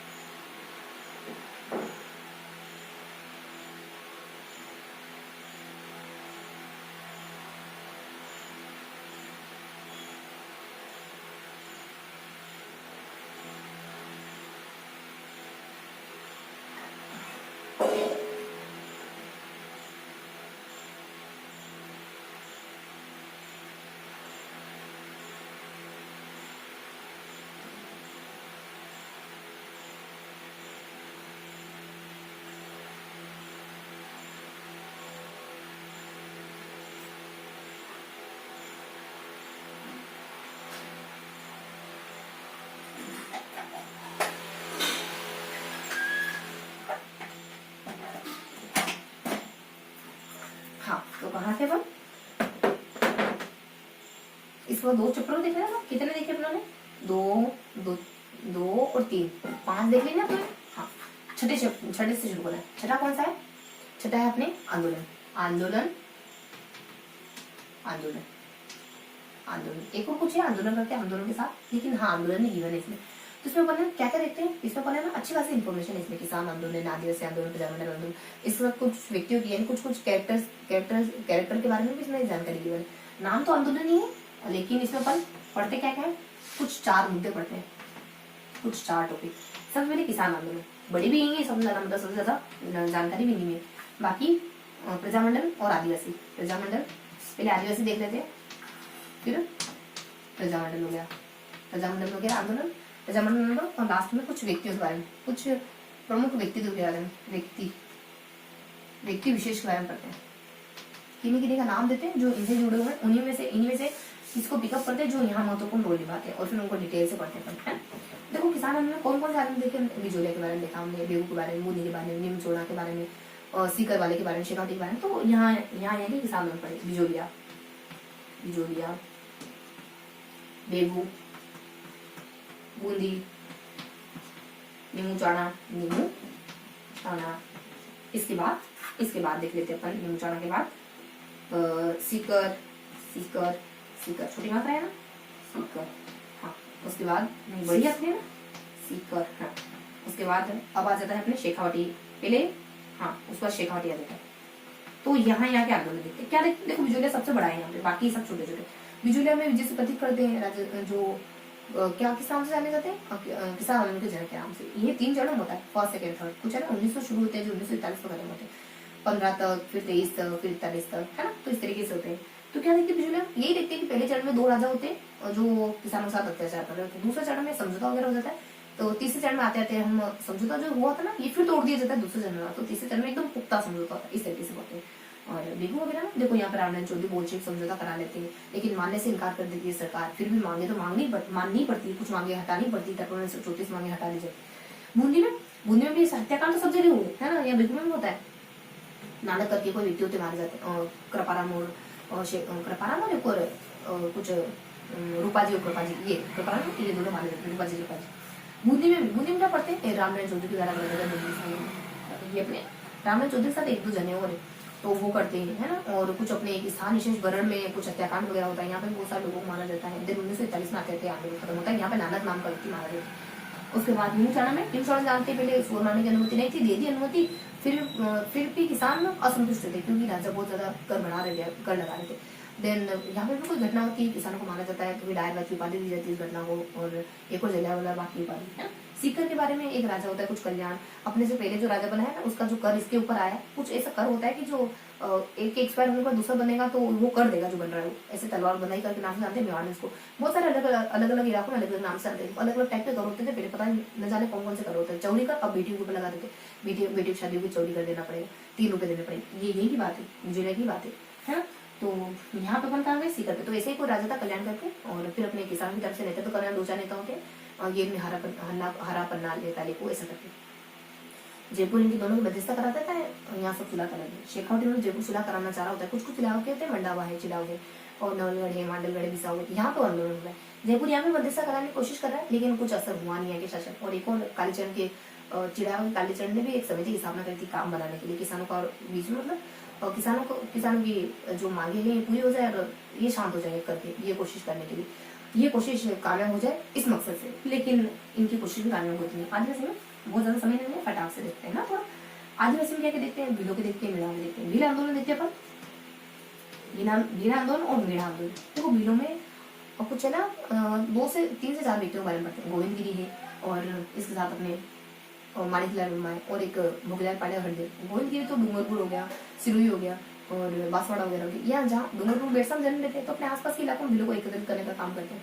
इस तरीके से ये व्यक्ति होते हैं। भगत भी आंदोलन जुड़ा हुआ इनके व्यक्ति मेनली। तो कई वगैरह कुछ सभाएं वगैरह बनते हैं, किसानों को मांडलगढ़ में कर देते हैं, किसानों को मारा जाता है, किसी को भगत बिल आंदोलन के नाम से पुकार दिया। मेड़ाओं में अभी भीलों में पड़े ना, भीलों में एक और व्यक्ति माणिकलाल वर्मा। ये माणिकलाल वर्मा ये भी एक आंदोलन करते हैं, एक ही आंदोलन। 21 मांगे रखते हैं राजा के सामने, उदयपुर में सभा बिठाते हैं और 21 मांगे रखते हैं, तो 18 तुरंत मांगी जाती है। और मातृमूल्या नाम, इसलिए मेवाड़ की पुकार के नाम से जानते हैं। और एक आंदोलन भी यही, तो ये एक आंदोलन माणिकलाल वर्मा का। भोगीलाल हरदेव है ना, ये अपने डूंगर वागड़ हो गया, देवल हो गया, तो प्रतापगढ़ वाला, यहाँ के भीलों को एकत्रित करने का काम है। मेड़ा आंदोलन में देखते कुछ नहीं, ये देखते हैं मेड़ा ने आंदोलन करा क्यों। एक जराइम पेशा कानून था, 1924 का क्रिमिनल एक्ट था। 12 साल से जो भी ज्यादा बड़े हो ना, वो रोज थाने में आओ उपस्थिति देने के लिए। बाकी चौथ कर बंद कर दिया था। चौथ क्यों देते हैं इनको, कहते देखिए जो भी व्यापारी आपके राज्य से गुजरे ना, उनकी रक्षा करो, और उनके बदले और आसपास के गाँव की रक्षा करो, चौथ कर लो। रक्षा करते थे, देखते थे कुछ चोरी वोरी तो नहीं हो रही। लेकिन बाद में क्या हुआ, जैसे जैसे समय बीता ना, अब चोरियों के पैसे इनसे वसूल जाने लगे। जब ये किसी व्यक्ति को ऐसे चोर वगैरह को नहीं पकड़ पाते, चोरी के पैसे इनसे वसूल होते। आपराधिक प्रवृत्ति में लीन लगे धीरे धीरे, तो इनके चोर कर वगैरह बंद कर दिया, जो इनको बदले में मिलता था वो वगैरह बंद कर दिया। इस तरीके से स्टोरी यहाँ पूरी, ये अपने आदिवासी का खत्म हो गया। उसके बाद प्रजामंडल में देखते हो किस किस बारे में पढ़ा, मेवाड़ के बारे में, जयपुर के बारे में, मारवाड़ के बारे में, और बीकानेर के बारे में, और बीकानेर के बाद कोटा के बारे में। यही देखते हैं कि प्रजामंडल की स्थापना कब हुई और किस व्यक्ति ने करी, अध्यक्ष कौन है, बस इतना ही देखते हैं। तो मेवाड़ की होती 1934 में जब निर्माण करते हैं, अध्यक्ष मोहनलाल सराफ है। और जयपुर की होती है 1931 में होती है, और जनरल वजह जो कर्पूर के द्वारा करी जाती है, अध्यक्ष बताया नहीं है। बाद में बोले बताते पहला अधिवेशन होता है 1943 में जनरल हो जाते, लेकिन हाँ ठीक है अध्यक्ष है अपने। और मारवाड़ में, मारवाड़ की स्थापना कब होती है 1938 में, पहले मारवाड़ पढ़ते हैं। हाँ मारवाड़, जो मैंने बात बताई वो रिप्लेस करने लगा बिल्कुल मारवाड़ पे, फिर मेवाड़। क्या देखते हैं क्या देखते हैं अब देखिए मेवाड़ क्या जानकारी में आगे बढ़े। वही कब स्थापना होती, तो 1938 के दरमियान बलवंत के नाम करके व्यक्ति होते उनके द्वारा करी जाती है। अध्यक्ष वगैरह गिवन है, लेकिन माणिकलाल महत्वपूर्ण भूमिका में रहते हैं यहाँ पे। बाकी बीकानेर की स्थापना 1936 में होती है, और मधाराम लक्ष्मण करते हैं, बस अध्यक्ष वगैरह गिवन नहीं। बाकी कोटा में स्थापना अपने नैनूराम के द्वारा करी जाती है, कुछ 1939 के अराउंड। तो इस तरीके से बताते कोटा के बताते हाड़ौती को बता देते हैं कि हाड़ौती की स्थापना 1934 समय तो नहीं हुआ, लेकिन 1934 में अमुक व्यक्ति नैनूराम है, अभिनहरी है, और एक और इनके साथ कंसु करके इनके द्वारा करी जाती है। ठीक है, बाकी कोई एक आधा पॉइंट है एक्स्ट्रा कहीं कहीं है, इसके बाद ही मतलब है इनके बारे में एक आधा पॉइंट है, और लेकिन वो कॉमन फैक्टर नहीं है, तो बस इस तरीके से बढ़ाने के लिए व्यक्तित्व में कौन कौन से व्यक्ति बढ़ते हैं वही सारे जो यहाँ कहीं ना कहीं भूमिका में है। कौन देख लेते अपन, गोविंद गिरी से शुरू कर, देखो बताया तो एक बार गोविंद गिरी, फिर अपने सारे जैसे कि अपने अर्जुनाल सेठी वही वर्तमान विद्यालय वाले, और केसीसी भारत वही चेतावनी छुट्टियां लिखने वाले, और भोपाल सिंह जो राजस्थान सेवा संघ की स्थापना में करा था 1919 में। इनके व्यक्तित्व को राजस्थान सेवा संघ के लिए ही मेल ले जाना जाता है। देन दामोदर राठी जो कि उदयपुर में आर्य समाज की स्थापना करते हैं, सशस्त्र क्रांति में अजमेर और नसीराबाद का जिम्मा इनके और इनके एक फ्रेंड को दिया गया था। ठीक है, फ्रेंड के अंतर्गत रखा गया था कुछ इलाका जैसे कि अजमेर नसीराबाद वगैरह। इसके बाद अपन कुछ और भी देखते हैं, कुछ और भी व्यक्ति बारे पढ़ते हैं। जोरावर वही हार्डिंग बमकांड और हार्डिंग बमकांड से जुड़े हुए हैं, और फिर प्रताप वही आसनाड़ा मास्टर के द्वारा इनको पकड़वा दिया जाता है। फिर क्लीवलैंड कहते हैं, मैंने आज तक ऐसा व्यक्ति नहीं देखा। फिर लास्ट में वही गोपाल सिंह खरवा, और ये और विजय सेपति दोनों मिलकर सशस्त्र क्रांति का दारोमदार अपने कंधों पर उठाते हैं, पकड़े जाते हैं, फिर पहले नजरबंद रखे, फिर पकड़े गए, फिर जब छूटे तो शांतिपूर्ण तरीके से काम करे, ये सारे व्यक्ति। तो यहाँ पर गोविंद गिरी इन्फॉर्मेशन बता दी मैंने, नाम नहीं करता। गोविंद गिरी और अर्जुनलाल सेठी, केसी सिंह बारट, दामोदर, पहले विजय सेपति, विजय, फिर दामोदर, उसके बाद जोरावर, इसके बाद प्रताप, इसके बाद गोपाल सिंह खरवा, गोपाल सिंह भाटी जो खरवा से बिलोंग करते हैं, गोपाल सिंह। इन्फॉर्मेशन बता देते हैं डिटेल से, ठीक है, किस तरीके के व्यक्ति हैं। तो ये था हमारा पूरा आंदोलन चैप्टर। अच्छा खासा चैप्टर है, अच्छी खासी इन्फॉर्मेशन है, बिल्कुल बेसिक। इसमें ना पहलू बहुत ज्यादा है, लेकिन इन्फॉर्मेशन इनमें हल्की सी इन्फॉर्मेशन है, बच्चों को ध्यान रखती है ना। तो जब वो शुरुआत करते हैं तो हम भी बच्चे होते, शुरुआती लेवल पे होती, तो हमें अपने आप को मतलब कि खतरे में नहीं डालने बहुत ज्यादा। बड़ी बुक लेके नहीं बैठा सकते, बच्चों की बुक पढ़ो, मजा आएगा, तब पढ़ाई कनेक्टेड फील होगी। पहले थोड़ा बैकग्राउंड तैयार करोगे, उसके ऊपर दूसरी मंजिल, तीसरी मंजिल, चौथी मंजिल, पांचवी मंजिल, सीधा पांचवी मंजिल बनाने की कोशिश करोगे तो कहाँ आपको स्टैंड कहाँ बनाओगे, नहीं तो है ना। ये जो बार ये शब्द आते ना कि नी बेस तैयार करो, तो ये इतने रिजिड हो गई, कभी इसका मीन समझते ही नहीं है। यूँ समझते कि कहते हैं कि बेस तैयार करो। किसी अलग एग्जाम्पल से बताया ना कोई, तो वाकई पता चले हाँ बेस बहुत इंपॉर्टेंट होता है ना। पांचवा माला कैसे खड़ा होगा आपका, जब आपके पहला माला बना हुआ ही नहीं, दूसरा ही नहीं, तीसरा ही नहीं, चौथा ही। तो आप कहते हो कि किताबें मतलब कोई भी कहे, आप कोई भी कहे कि बड़ी किताबें याद नहीं होती, ऐसे ही होता है। जो बहुत बड़ी, जो अपन सोचते ना कि बहुत दूर का है, बहुत दूर का, सबसे बड़ा क्या मानोगे आप, क्या मान यूपीएससी मान लेते हैं, यूपीएससी बहुत दूर का है, ऐसा लगता है कि बहुत ज्यादा दूर है, लेकिन 2 किलोमीटर चल के देखो थोड़ा नजदीक दिखेगा, 3 किलोमीटर चल के देखो थोड़ा नजदीक दिखेगा। वो क्यों देख रहे हो आप 100 किलोमीटर दूर है ना। थोड़ा 1-2 कदम बढ़ाओगे तभी तो नजदीक आ जाएगा ना। तो थोड़ा सा ना कनेक्टेड करने की कोशिश कराओ, चीजों को हो जाएगा आराम से, है ना। तो ये अपन इस तरीके से आंदोलन के बारे में ये हमने लिख लिया है, छठा चैप्टर। इसके साथ अपन अब देख लेते हैं 7वां चैप्टर। 7वां देखेंगे, इसके बाद अपने 2 चैप्टर और बचेंगे, उनको फटाफट से देख लेते हैं, ज्यादा समय नहीं लेंगे, थोड़ा जल्दी करेंगे, है ना। तो 7वां चैप्टर जैसे ये देखिए आंदोलन के बारे में कितने और देखने बेसिकली अपने को। इसके बाद अपने को 2 और देखने, यानी कि ठीक है, इसके बाद अपने को 2 और पढ़ने हैं, तो इसको अपन फटाफट से देख लेते हैं। क्या देखते हैं इसमें पढ़ना सिर्फ इतना देखते हैं कि सामाजिक व शैक्षणिक सुधार, सामाजिक व शैक्षणिक सुधार, इसमें भी थोड़ा सा व्यक्तित्व के बारे में भी पढ़ते हैं। तो बेसिकली इसको बताया तो व्यक्तित्व में कुछ खास नहीं, सामाजिक सुधार बहुत आसान से सामाजिक सुधार है, शैक्षणिक सुधार बहुत सरल, एक लाइन है बस, शैक्षणिक सुधार और यहाँ पे कुछ अपन व्यक्तित्व के बारे में भी पढ़ते हैं। कुछ कुछ व्यक्तियों का नाम लेते हैं जो इनमें भूमिका निभाते हुए व्यक्ति। सामाजिक सुधार क्या है? सती प्रथा है, बाल विवाह है, विधवा विवाह है, अविधवा विवाह क्या है, अनमेल विवाह है, दास प्रथा है, डाकन प्रथा है। ये कब कब बंद हुई इतना बताते हैं, दैट्स इट। और सती है, क्या क्या देखते हैं? सती और बाल विवाह, फिर अनमेल विवाह, और इसके साथ अपन दास प्रथा के साथ डाकन प्रथा। ये कब कब बंद हुई इतना देखते। ये होती 1929 में। 1929 में बाल विवाह कोटा में सबसे ज्यादा होता है, ऐसा बताते हैं। अनमेल विवाह बंद होता है 10 दिसंबर 1903 को, अलवर में बंद कराया जाता है दयानंद के द्वारा। और दास प्रथा 1833 में चार्टर एक्ट के थ्रू, और डाकन प्रथा 1853 में एजीजी के द्वारा। बस इतना देखते हैं। शैक्षणिक स्कूल कहाँ बना, कॉलेज, हाई स्कूल कहाँ बना, कब बना, और कॉलेज कब बना, कहाँ बना, किसने बनवाया, इस तरीके से। देन फिर अपन देख लेते हैं कि 1937 में क्या होता है, विद्यापीठ की, राजस्थान विद्यापीठ की स्थापना हो जाती है।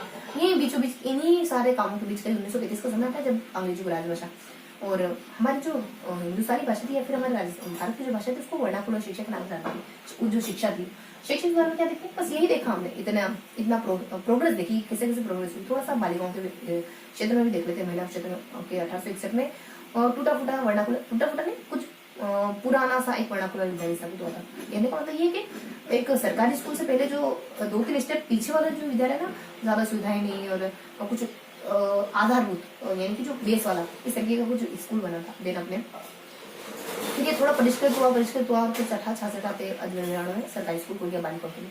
तो क्या देखा प्रोग्रेस बताऊंगा। 1819 में एक सबसे पहले स्कूल है, प्रोग्रेस देखिए अपन तो कुछ अपने यहाँ 1819। फिर समय आता है 51 का, जब ये हाई स्कूल में बदल जाता है, फिर 72 आता है, मेयर के द्वारा कॉलेज बनाया जाता है। और फिर समय आता है आजादी से कुछ 10 साल पहले का 37 का, जब एक विद्यापीठ की स्थापना कर दी जाती है। फिर बालिका शिक्षा में आ जाते हैं। अभी बालिका शिक्षा तो था ही, पढ़ाई 61 वर्नाकुलर, 66 में बालिकाओं के अंदर अन्य विद्यालय, मतलब कि अजमेर में सरकारी विद्यालय। इन सब में कुछ कुछ घटनाएं ऐसी नहीं है सर, ये सन निरर्थक नहीं है कि ये ऐसे निरर्थक, सन अपने आप में निरर्थक होते हैं जब तक उनके साथ कोई स्टोरी इफेक्ट, स्टोरी या फिर कोई बैकग्राउंड नहीं जुड़ा हो अच्छे से। तो ये कुछ सन इनके साथ कुछ अच्छे से कुछ जुड़ा हुआ है, ठीक है। तो ये अपने आप में सार्थकता लिए हुए, ऐसे ही नहीं है ना। तो जब आप इनके पीछे की स्टोरी जानोगे तब ये अपने से लगेगा। अभी तो पराया से लग रहे हैं, पता नहीं क्या लिखी, गिनती लिखी है। तो इस तरीके से। और व्यक्ति किसके, कौन कौन व्यक्ति, और वही अपने बेसिक से ज्यादा जानकारी, और जैसे भोगलाल पांड्या है, जैसे कि नाना भाई खान, इतना बताते एक्सपायर का बोलते ज्यादा कुछ नहीं। बाकी हिरालाल शास्त्री कौन नहीं जानता, पहले अपने मुख्यमंत्री। बाकी और भी वनस्थली विद्यापीठ, वनस्थली की स्थापना करते हैं, जीवन कुटीर की स्थापना करते हैं। ये गाँव वालों के लिए, ये पढ़ाई लिखाई के लिए, पढ़ने बालिकाओं की शिक्षा से जुड़े। बाकी जन्म वगैरह और काम और इनका जन्म, व्यक्तित्व और कर्तव्य दोनों दिखते हैं इनका। इनकी पत्नी फिर रतन शास्त्री उदाहरण देते हैं। फिर अपन किशोर देव उदाहरण देते हैं, मामा बालेश्वर। किशोर देव मामा बालेश्वर का ज्यादा रोल किया नहीं, वैसे जल जंग और जमीन आंदोलन चलाते हैं अपने मामा बालेश्वर। तो कौन कौन से व्यक्तित्व यहाँ देखते हैं अपन, गोकुललाल भट्टी के बारे में, भोगीलाल पांड्या जो अपने वागड़ के गांधी और आदिवासी दूसरे मसीहा और करोड़ों के लिए एक वागड़ मंदिर की स्थापना कराने वाले थे। और हीरालाल, इसके साथ नाना भाई खान, नाना भाई, उसके बाद हीरालाल शास्त्री, उसके बाद रतन। इनको 2-3 पुरस्कार मिल जाते हैं क्योंकि इन्होंने वनस्थली में मदद करी थी। हीरालाल शास्त्री की वनस्थली जो कि बालिकाओं की शिक्षा के लिए स्थापित करा, निवाई टोक देवी। और फिर अपन रतन शास्त्री, उसके बाद किशोरी देवी अपने पति के लिए सत्याग्रह करती है, इनके पति को जेल कर दी थी इस वजह से। देन मामा बालेश्वर, जल जगन जगनागर मामा बालेश्वर। तो ये था बेसिक सा इंट्रो इस चैप्टर का, ठीक है। तो ये कुछ अपने यहाँ अपन प्रक्रिया वगैरह और शैक्षणिक सुधार कौन से हो, इन्हीं क्रमशः स्तर में शैक्षणिक सुधार हुए, ठीक है। और दिन अपन ये इन व्यक्तित्व के बारे में जो मेन हाईलाइट होने वाली चीजें वो तो मैंने बताई थी, इतनी ही होती जितनी अभी 1-2 बातें बताई, बस इतनी ही मैंने। तो ये चैप्टर है हमारा कुछ कौन सा, सामाजिक और शैक्षणिक सुधार, है ना। तो ये हमने 7th चैप्टर देख लिया। अब क्या देखते हैं अपन, अब देख लेते हैं बाकी बचे हुए 2 चैप्टर। बाकी बचे हुए दो चैप्टर कौन से, बाकी बचे हुए 2 चैप्टर हमारे हैं कुछ मेनली अपन देखे तो प्रमुख शासक, अच्छा सा चैप्टर है। तो 7th देख लिए, 8th देखो क्रम आगे पीछे। प्रमुख शासक देखो इसमें किन राज्यों के बारे में पढ़ते हैं। बच्चों की बुक है ना, तो सारे राजा एक साथ पढ़े, मेवाड़ के, मारवाड़ के, शाकंभरी के, चौहान, जो भी अपने चौहान वगैरह है वो सारे वंश के राजा हमने एक साथ देखे। किसके बारे में पढ़ा था, पृथ्वीराज चौहान के बारे में, जो फेमस है। हर एक वंश के जो बहुत हाईलाइटेड है ना, उनसे बच्चों को रूबरू करवाना होता है, उनसे बच्चों को 1 to 1 करवाना होता है, उनके व्यक्तित्व के बारे में बच्चों को बताना होता है। बाकी सारे डिटेल पर पढ़ते रहेंगे ग्रेजुएशन तक, बाकी आगे पोस्ट ग्रेजुएशन करेंगे तब तक। पहले मेन जानो, मेन यानी कि जो अहम चीजें होती है वो सबसे पहले देखनी थी। जब भी सिलेबस देखो तो अहम चीजों पर पहले फोकस करो, उसको ज्यादा रिवाइज करो। बच्चों को छठी से पढ़ाते महाराणा प्रताप, चाहते हैं कि आप ग्रेजुएशन तक उसको रिवाइज करना। बाकी अमर सिंह वगैरह कहाँ पढ़ाते हैं ना, बाद में पता चलता है कि अमर सिंह वगैरह को शख्स भी आके संधि हुई थी अपने 16-15 आते आते, तो इनके समय आते आते तो हाँ अपने इनके समय आते हुए देखो क्या क्या देखते हैं, कौन कौन से पृथ्वीराज चौहान के बारे में देखते हैं, और कुंभा के बारे में देखते हैं, सांगा के बारे में देखते हैं, और मालदेव के बारे में देखते हैं, और महाराणा प्रताप के बारे में देखते हैं। और इसके बाद इसी वंश के अपने एक राज सिंह करके, इससे पहले पर चलो वंश वगैरह छोड़ो, अभी कंटिन्यू नाम बता देती हूँ। राय सिंह वगैरह के बारे में देखते हैं, और मिर्जा जयसिंह के बारे में देखते हैं, जसवंत के बारे में देखते हैं, और इसके साथ अपन जसवंत के बाद फिर अपन राज सिंह के बारे में देखते हैं, इसके बाद शिवाजी सिंह के बारे में, और देन लास्ट में सूरजमल के बारे में। फटाफट से नाम लिखो क्या, तो किन किन राज्यों के बारे में देखते हैं अपन, कुछ ग्रुप में देख लेंगे, 10-11 है तो 5 सीधे 5। तो यहाँ पर देखते हैं कुछ पृथ्वीराज चौहान, देन कुंभा, क्यों फेमस है ये देख लेंगे, देन सांगा, मालदेव, और देन प्रताप, महाराणा प्रताप। इधर देखे अपन राय सिंह जो कि कल्याण के बेटे है ना, और फिर देख लेते अपन मिर्जा राजा जय सिंह, फिर जसवंत।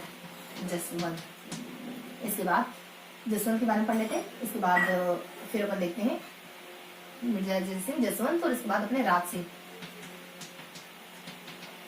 सवाई जय सिंह और सूरजमल। कितने 5-5-10 और एक सूरजमल 6 इधर हो गए ना सूरजमल।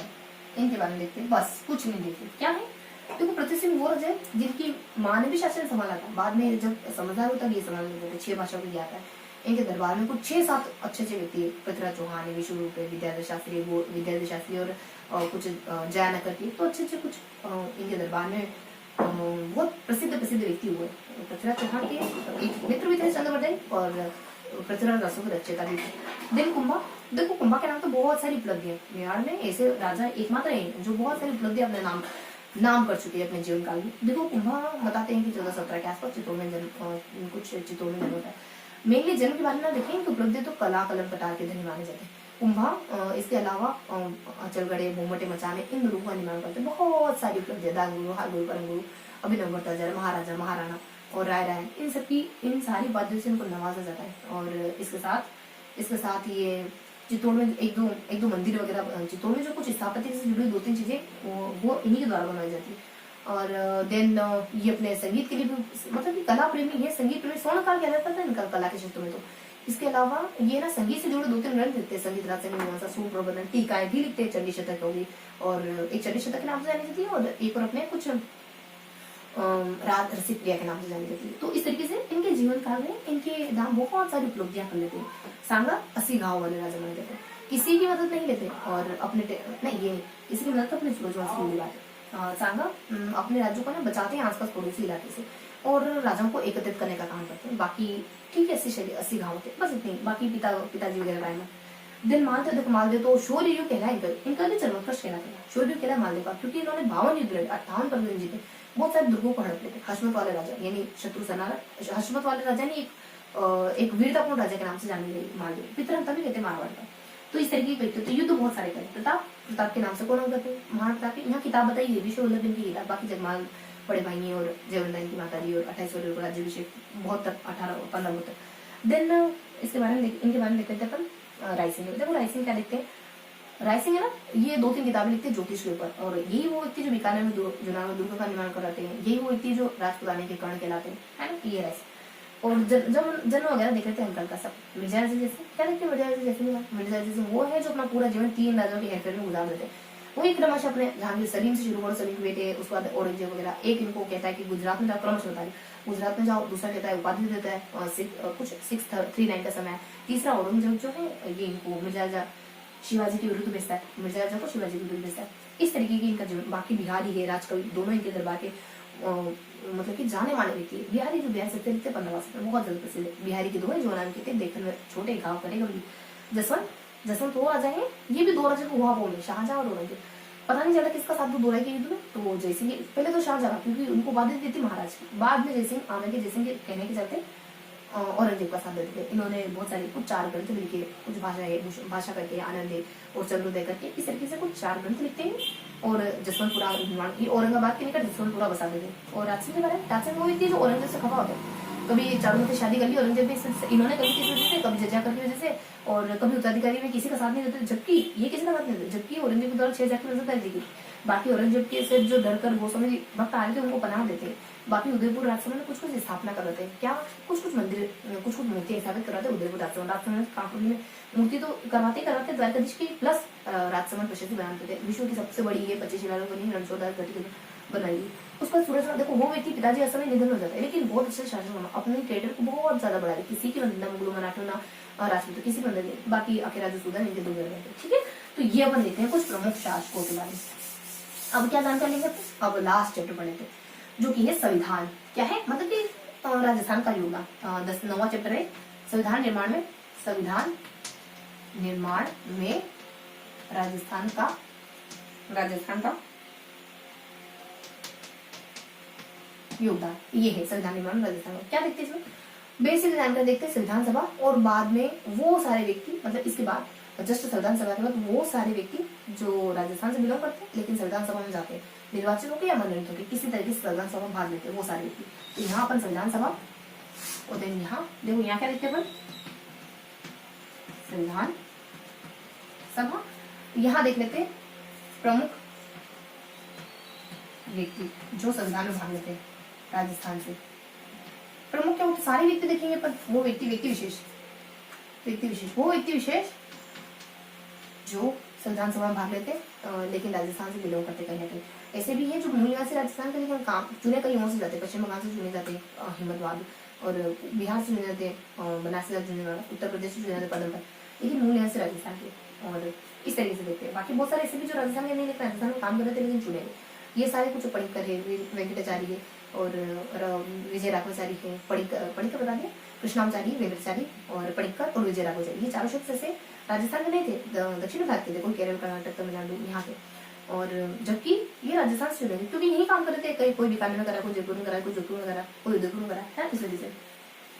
संविधान सभा में क्या देखते हैं, तो बेसिक जानकारी देते हैं। संविधान सभा में पढ़ते क्या है, यहाँ पर ये देखते हैं कि हमने एक बार डिमांड करी कि अब तो संविधान बनाना ही पड़ेगा। संविधान सभा को चुपने ना दिसंबर 1 साल पहले, लेकिन जस्ट नया साल लगने वाला, तो आजादी का साल, आजादी का सूरज उगने वाला, लेकिन उससे जस्ट पहले हमारी संविधान सभा बैठी 9 दिसंबर 1946 के दरमियान। अब अध्यक्ष है, उपाध्यक्ष है, अध्यक्ष है, स्थायी अध्यक्ष और अस्थायी अध्यक्ष, प्रारूप समिति, उद्देश्य प्रस्ताव, फिर बस ये कौन कौन और कब लेके आएंगे देखते हैं। बाकी कितना समय लगा, 2 वर्ष 11 में 18 दिन लग जाते हैं।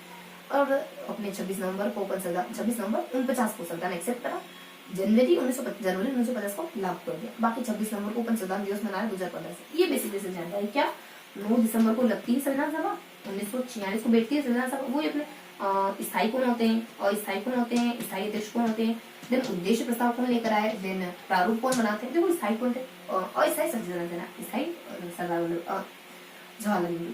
बाकी उद्देश्य प्रस्ताव कौन लेके आते हैं, जवाहरलाल नेहरू। अरे यहाँ राजेंद्र प्रसाद, देखो जल्दी काम से शैतान का होता है, काम करो इत्मीनान से करो।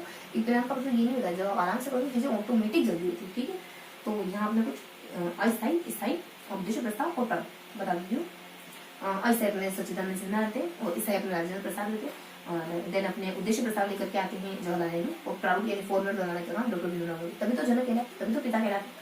और बाकी अपन देख लेते हैं कि 2 वर्ष 11 माह है, 18 दिन है। फिर कह देते हैं कि 26 नवंबर आ जाता है, 26 जनवरी आ जाती है, 49 से 50 से। बाकी 26 नवंबर को अपन 2015 से मना रहे। बाकी सबसे पहले 1935 में कहा गया था कि संविधान बनाना पड़ता है। संविधान सभा की मांग करी थी 1935 में। 38 में 3 सालों बाद जवाहरलाल नेहरू कहते अगर बनी संविधान सभा तो किसी का हस्तक्षेप स्वीकार नहीं करेगी, सिर्फ और सिर्फ संविधान सभा ही होगी जो संविधान बनाने का काम करेगी। तो इस तरीके से कुछ करना है। कौन कौन से व्यक्ति पढ़ते हैं, फटाक से देख लेते हैं और कुछ व्यक्तियों के बारे में। वो सारे व्यक्ति मैं नाम लिख देती हूँ एक बार, वो सारे उन सारे व्यक्तियों के जो राजस्थान में शिरकत करते हैं, राजस्थान से शिरकत करते हैं संविधान सभा में जाने के लिए। कौन है, देखो मुकुट बिहारी है, मुकुट, फिर मुकुट बिहारी लाल आजाद है, फिर अपने माणिक्य है, फिर जयनारायण, थोड़ा सा हो सकता है नाम ज्यादा हो जाए तो थोड़ा सा अपन, ठीक है। माणिक्य लाल है, मुकुट है, जयनारायण है, उसके बाद अपन बलवंत है, बलवंत है, इसके बाद अपने रामचंद्र है, उसके बाद अपने दलेल है, दलेल के बाद गोकुला लसाव जो कि शाहपुरा बिगड़ के एक बार मैं कह रही थी ना कि शायद ऊपर नीचे हो सकता है, वो करेक्ट है, शाहपुरा बिगड़। देन इसके बाद अपने कुछ एक दो व्यक्ति आते हैं, जसवंत है। उसके बाद यहाँ देखिए अपन कौन कौन से नाम आते हैं, बहादुर जो भरतपुर के होते हैं, बहादुर, फिर वही अपने हीरालाल शास्त्री, और इसके बाद अपने वही अपने सरदार हरलाल। इसके बाद जो 4 नाम बताया था ना अपने राजस्थान में नहीं होते, वही कृष्णामचारी, वेंकटाचारी वगैरह। और फिर अपने 2-4 नाम हो जाते हैं, जैसे कि फिर अपने वेंकटाचारी के बाद देखो पणिक्कर है, पणिक्कर और विजय राघवाचारी, इस तरीके से। ठीक है, ये कुछ व्यक्ति विशेष होते हैं जो जिनके बारे में वो पढ़ना होता है। बाकी देखो जो यहाँ के नहीं थे बता दो, हिम्मत बहादुर जो थे तो यही के, लेकिन यहाँ से चुने गए बंगाल से। बाकी अपने हिम्मत बहादुर, एक पद्म पद आ जाते हैं, पद्म पद जो कि यूपी से चुने जाते हैं। इसके बाद एक और आ जाता है अपने बनारसी दास जुनेजवार, ये बिहार से। ठीक है, तो ये कुछ थी, ये सारे व्यक्ति जो संविधान सभा में गए, ये बता दी। अब देखो मुकुट बिहारी, ये अपन है ना कुछ 2-5 को फटाफट देख लेते हैं इनके व्यक्तित्व की सबसे अहम बात कौन सी, इन सब व्यक्तियों की। मुकुट बिहारी वकील होते हैं और गांधी जी के कहने पर उन व्यक्तियों का मुकदमा लड़ते हैं जो राजद्रोही वगैरह है, क्योंकि राजद्रोही बेसिकली वही होंगे जो क्रांतिकारी वगैरह हो उस समय। ये देखते पर होते कहाँ के, हाँ कहाँ के होते ये भी देखना पड़ेगा। ये उदयपुर के और ये उदयपुर। माणिकलाल वर्मा को तो अच्छे से जानते हैं, प्रजामंडल रामदेव करते। माणिकलाल वर्मा देखो कौन व्यक्ति, माणिकलाल वर्मा वो व्यक्ति है जो भारत राजस्थान के प्रधानमंत्री चुन गए थे और खाद्य उद्यान के प्रधानमंत्री राजस्थान के। बाकी खाद्य उद्यान के अध्यक्ष होते हैं। बाकी मेवाड़ का एक प्रजामंडल का अधिवेशन होता है, उसके अध्यक्ष है। और पंचेला की बहुत जाने माने व्यक्तित्व हैं ये तो, और इनके नाम बहुत सारी उपलब्धियां भिलवाड़ा के होते हैं। जयराम व्यास जोधपुर के होते हैं और तरुण राजस्थान है, अखंड राजस्थान है। बाकी एक और देखो अच्छी सी बात इनकी, उनसे जुड़ी हुई कुछ प्रधानमंत्री भी रहते हैं 51 से 56 के दरमियान। ये कहाँ के, जोधपुर के। बलवंत को अपन जानते हैं, संविधान ऐसे व्यक्ति जो संविधान की मूल प्रति पर सिग्नेचर करते हैं वो बलवंत होते हैं। बाकी बलवंत अपने वनवासी छात्रावास की स्थापना भी करा देते हैं कुछ 43 में प्रधानमंत्री का अध्यक्ष होता है उदयपुर में, वहाँ अध्यक्ष उदयपुर से होते हैं। और रामचंद्र वकील वगैरह होते हैं, क्रांतिकारी वगैरह होते हैं, अलवर के होते हैं। कुछ और काम इनके जीवन में है नहीं बताना है। बाकी दलित देखो, दलित जो है वो कुछ 1909 में जन्म लेते हैं, कुछ 18 मार्च के दरमियान। और ये ना सेना मतलब सेना के लेफ्टिनेंट कर्नल होते हैं। देन एक व्यक्ति होते हैं शार्दुल सिंह, हाँ शार्दुल नहीं भीम सिंह, उनके निजी सचिव भी समय मिला तो कभी संविधान सभा में कार्य करेंगे। बाकी गोकुलाल साहब कौन है, गोकुल ये टीचर होते हैं, इनको ट्रांसफर कर दिया जाता है इनकी क्रांतिकारी गतिविधियों देकर, कोटा से ट्रांसफर कर देता है। ठीक है, बाकी उसके बाद 2 साल में 4 बार जेल चले जाते हैं। उसके बाद जसवंत देख रहे थे, ये अपने शार्दुल सिंह के कुछ अपने प्रधानमंत्री होते हैं। बाकी राज्यसभा में सदस्य वगैरह होते हैं। ये मनोनीत राज्यसभा के मनोनीत सदस्य थे। उसके बाद अपने बहादुर वो होते हैं बेगार बेटा का, वहाँ पे भरतपुर बेगार का है। और अपने एक बेगार है और एक प्रधानी होती है अपने बेगार पिछड़े ओबीसी के लिए, मतलब पिछड़ा जो भी कोई पिछड़ा लोग उनके लिए काम करते हैं। मंत्री वगैरह होते हैं, ये वकील होते हैं, ये राजदूत होते हैं, क्या इस तरीके के व्यक्ति हैं। और देन हीरालाल शास्त्री ये मनोनीत थे, जो संविधान सभा है ना उसमें मनोनीत। बाकी हीरालाल शास्त्री के बारे में जानते हैं पर अच्छे से पहले बता चुकी मैं। हीरालाल शास्त्री अपने और जो राजस्थान बना नवनिर्मित उसके प्रधानमंत्री प्रधानमंत्री भी रहते हैं अखिल भारतीय देशी लोक परिषद के। बाकी ये जीवन कुटीर है, वनस्थली इनकी स्थापना वगैरह कराते हैं। अर्जुन की गलत नौकरी। देन हरलाल के बारे में क्या देखते हैं, हरलाल जो है ना ये अनपढ़ होते वैसे तो, लेकिन बहुत अच्छे से काम करते हैं। कभी अस्थायी संसद में चुने जाते हैं फटाफट, कभी अस्थायी संसद में चुने जाते हैं।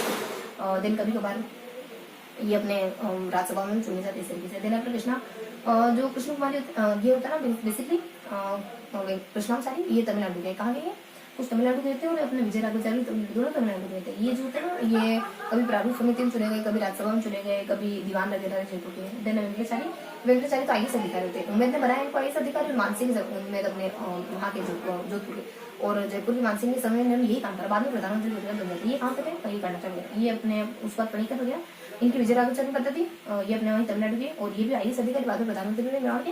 और बिजुलिया में इन्होंने ये राजस्व मंत्री को भेजा था मनमोहन सिंह को, ताकि वहाँ के किसानों का जो आंदोलन दबा सके। बाकी अपन पणिक्कर के बारे में ये बीकानेर वगैरह के होते हैं और बीकानेर में काम कर रहे होते हैं। बीकानेर के मुख्यमंत्री बनते हैं, पटियाला के विदेश मंत्री वगैरह भी बनते हैं। और टीचर होते हैं और टीचर क्या, हाँ अलीगढ़ में कलकत्ता पढ़ाने का काम करते हैं। और देन पढ़कर और देन राजदूत वगैरह भी होते हैं, 2-3 चीन फ्रांस वगैरह के। और ये होते केरल के। और हिम्मत बहादुर देखो ये इनके बारे में जानकारी है। तो ये था हमारा आज का सेशन। ठीक है, तो अब फटाफट से अपन चीजों को रिवाइज कर लेते हैं कि हमने क्या जानकारी ली। चलो फटाफट से देख लेते हैं थोड़ा सा कि इस पूरे सेशन में, पूरे मैराथन में ये सारे चैप्टर तो हो चुके हैं। अब फटाफट से अपन ना कुछ 5 से 7 मिनट देख लेते हैं कि इनमें हमने क्या क्या देखा, कौन कौन से चैप्टर देखे। देखो हम देखते हैं कुछ 9 चैप्टर देखे, 2, 3, 2 वन के बारे में देखे, वन्य जीव के बारे में देखे, वन वन्य जीव, और इसके साथ अपन खनिज और ऊर्जा संसाधन, देन 3 कृषि और सिंचाई, कृषि और विपणन, कृषि और उद्योग, देन वापिस से 2 आंदोलन और आजादी की बात, आंदोलन और आजादी से पहले होने वाले सामाजिक और शैक्षणिक सुधार। ठीक है, तो फर्स्ट, सेकंड और थर्ड इस तरीके से देखते हैं, फर्स्ट, सेकंड और थर्ड, कुछ इस तरीके से अपन लिख लेते हैं। इन सब के बारे में पढ़ने के बाद, इन तीनों ही चैप्टर, इन तीनों ही क्लासिफिकेशन को पढ़ने के बाद हम कुछ 2 चैप्टर और देखते हैं जो हमने सिंगल पढ़े, सिंगल पढ़े, कुछ 2 चैप्टर देखते हैं। वो कौन कौन से हैं? वो शासकों के बारे में, वो संविधान सभा के बारे में। संविधान सभा में राजस्थान निर्माण में, संविधान राजस्थान के निर्माण में राजस्थान का क्या, संविधान निर्माण में राजस्थान का क्या योगदान है, इसको लेकर के। तो इस तरीके से देखते हैं। अब चूंकि अपन 2 पाँच में रिवाइज करें तो वापस आपको बता दूं क्या देखते हैं। इसमें अपन वन और वन्य जीव दोनों के बारे में पढ़ते हैं, वनों के बारे में पढ़ते हैं, वन्य जीवों के बारे में पढ़ते हैं। क्या देखेंगे, जानते हैं अपन वनों में सारा 2 प्रकार देखते हैं, वन्य जीव देखते हैं। वन्य जीवों में क्या देखते हैं, अभ्यारण्य है, बाघ परियोजना वगैरह हो जाती है, और उसके बाद वेटलैंड इलाके वगैरह हो जाते हैं, नेशनल पार्क, दैट्स इट। इसके बाद अपन खनिज, इसी में खनिज और ऊर्जा संसाधन क्या देखना था, खनिजों में जो भी खनिज राजस्थान में पाए जाते हैं उन सारे खनिजों का नाम ऊपर लेते हैं और उनको कहाँ पाए जाते हैं ये सब भी देखना रहता है। जैसे तांबा हो गया, जैसे कि सोना चांदी, सोना तो नहीं, चांदी तांबा हो गया, और लोहा वगैरह, जिप्सम है, अभ्रक है, संगमरमर, चूना पत्थर है, और ग्रेनाइट वगैरह हो गए, ये सारे राजस्थान में पाए जाते हैं, जैसे वॉल्स्टाइन वगैरह भी। और देन अपन देख लेते हैं कुछ गैर परंपरागत ऊर्जा के स्रोत। समझ रहे हो ना, हमने इसमें ना कुछ 2 चीजों को पढ़ा, खनिजों को, देन खनिजों को, और कुछ सेकेंड हमने परंपरागत ऊर्जा के स्रोतों। ये वाला जो चैप्टर है इसमें अपन खनिजों को देखते हैं और ऊर्जा संसाधन। चैप्टर का नाम क्या है, खनिज और ऊर्जा संसाधन। फर्स्ट का क्या नाम था, वन और वन्य जीव। इसमें हमने वनों के बारे में देखा और वन्य जीवों के बारे में देखा। इसमें अपन इस चैप्टर का नाम है अपने खनिज और ऊर्जा संसाधन। खनिजों के बारे में बता दिया, ऊर्जा संसाधन में क्या देखते हैं, परंपरागत गैर परंपरागत ऊर्जा संसाधन को पढ़ते हैं। ठीक है, और दिन अपन आ जाते हैं दूसरे स्रोत पर। दूसरे स्रोत में क्या देखते हैं अपन, कृषि और सिंचाई। तो कृषि राजस्थान में अमुक फसलें अमुक स्थानों पर पाई जाती है, और सिंचाई अमुक सिंचाई के साधन है और इतने परसेंट अमुक स्थानों पर होती है, दैट्स इट। इसके साथ अपन देख लेते हैं विपणन। 2 फैक्टर कुछ नहीं देखते, बोर्ड की स्थापना कब होती है और कुछ मंडियां कहाँ पर होती है। देन कुछ अपने व्यापार। देखो राजस्थान कृषि से जुड़े 2 तरह के व्यापार, या तो बड़े उद्योग होंगे, बड़े उद्योग होंगे, उद्योग देखो तो बड़े उद्योग होंगे, या फिर लघु कुटीर छोटे। बड़े उद्योग में सूती उद्योग, कहाँ मिले वगैरह। बाकी छोटे उद्योग में अपन दाल के, तेल के और सूती अपने खादी वगैरह के, इस तरीके से देखते हैं, हल्की हल्की जानकारी। That's it. ठीक है, इतना ही देखते हैं, इतना ही कवर करते हैं इसमें। देन आ जाते हैं थर्ड फ्लोर पर। थर्ड फ्लोर पर क्या कवर करते हैं, आंदोलनों के बारे में कवर करते हैं, और फिर अपन एक और कवर करते हैं आजादी से पहले होने वाला सामाजिक शैक्षणिक आंदोलन में, किसान आंदोलन, आदिवासी आंदोलन, प्रजामुद्र आंदोलन और कुछ व्यक्तियों का जिक्र करते हैं। इधर सामाजिक और शैक्षणिक सुधार में सती प्रथा, बाल विवाह, अनबैल विवाह और दास प्रथा, और इसके साथ अपने कुछ अपने दायन प्रथा वगैरह। और शैक्षणिक सामाजिक सुधार, स्कूल है, हाई स्कूल है, कॉलेज है, वनस्थली विद्यापीठ है, बस इतना। और फिर महिलाओं के बारे में, महिला विद्यालय वगैरह है ना, ये देखते हैं अपन। उसके बाद हमने सिंगल चैप्टर देखिए, एक सिंगल चैप्टर शासक को जोड़ा, एक सिंगल चैप्टर संविधान से। शासक कौन कौन से देखते हैं, सिर्फ और सिर्फ नाम मात्र जिक्र मात्र करें तो देख लेते अपन हल्की हल्की जानकारी। किसके बारे में पढ़ते हैं शासकों में, शुरुआत करते अपन कुछ 11 पढ़ लिया ना, 5-5 के स्लोट में देखें तो शुरुआत करते अपन कुछ कहाँ से, पृथ्वीराज से करते हैं, कुंभा पे आते हैं, सांगा पे आते हैं, मालदेव पे आते हैं, प्रताप पे आते हैं, ये 5 लोग। बाकी 5 हमारे और हमारे बच जाते हैं। प्रताप से आगे कुछ रायमल, और रायमल आ जाएंगे। रायमल के बाद मिर्जा रजीत सिंह, जसवंत, और फिर अपने राज सिंह है, और इसके बाद अपने सवाई सिंह वगैरह, और लास्ट 11 श्रेष्ठ सूरजमल है ना, इनके बारे में पढ़ते हैं। अब आ जाते हैं संविधान वाले लास्ट चैप्टर में। ये था हमारे शासकों वाला सिंगल चैप्टर, संविधान वाला। संविधान सभा देखते हैं 9 मई 1946 को कौन स्थायी कौन अस्थायी, ये देखोगे आपने, ये कौन स्थायी है, कौन अस्थायी है, कौन प्रारूप समिति बनाता है, कौन उद्देश्य प्रस्ताव लेकर के आता है, कितना समय लगा, और कब एक्सेप्ट करा, कब लागू करा, ये सारी जानकारी। देन ऐसे कौन कौन से व्यक्ति हैं जो राजस्थान से बिलोंग करते हैं या फिर राजस्थान में काम कर रहे हैं, और कहीं ना कहीं किसी न किसी रूप से राजस्थान जुड़ रहे हैं और संविधान सभा में जाते हैं। कौन कौन व्यक्ति, कुछ ये भी 10-12 व्यक्ति फटाफट से नाम ले तो मुकुट बिहारी है, माणिकलाल वर्मा है, जयनारायण व्यास आ जाते हैं, और बलवंत वगैरह आ जाते हैं, रामचंद्र वगैरह आ जाते हैं, दलेल आ जाते हैं, गोकुल आ जाते हैं, और जसवंत वगैरह आ जाते हैं, बहादुर वो, हाँ तो बहादुर सिंह वगैरह आ जाते हैं। देखो थोड़ा सा ना सूरज की दूसरी वजह से फ्लैश ज्यादा गिरा होगा ना, सही से दिख रहा होगा, चलो कोई बात नहीं, सेशन खत्म होने में। तो यहाँ अपन कहाँ तक, बहादुर तक पहुंच गए। बहादुर है, फिर अपने हीरालाल शास्त्री आ जाते हैं, सरदार हरलाल आ जाते हैं, कृष्णाचार्य आ जाते हैं, और इसके साथ वेंकटाचार्य आ जाते हैं, पणिक्कर आ जाते हैं, विजय राघवाचारी अंतिम व्यक्ति आ जाते हैं। तो इस तरीके से हमने इन चैप्टर को मोटा मोटी जाने से पहले एक बार और रिवाइज कर लिया। शुरुआत में रिवाइज करा, एंड में रिवाइज करा, बीच में डिटेल से रिवाइज करा था। ठीक है, तो आई होप अब आपको थोड़ा अच्छे से क्लियर हुआ होगा कि 7th की बुक में बेसिकली क्या पढ़ते हैं यहाँ पर, एक माइंड में बन गया होगा। अगर आपको ठीक लगे तो आप बुक उठा के एक बार पढ़ना, आपको चीजें अच्छे से समझ आ जाएगी। तो ये था हमारा आज का सेशन। आई होप आज का सेशन आपको पसंद आया होगा। फिर मिलेंगे ऐसे किसी अगले सेशन में, तब तक के लिए जय हिंद।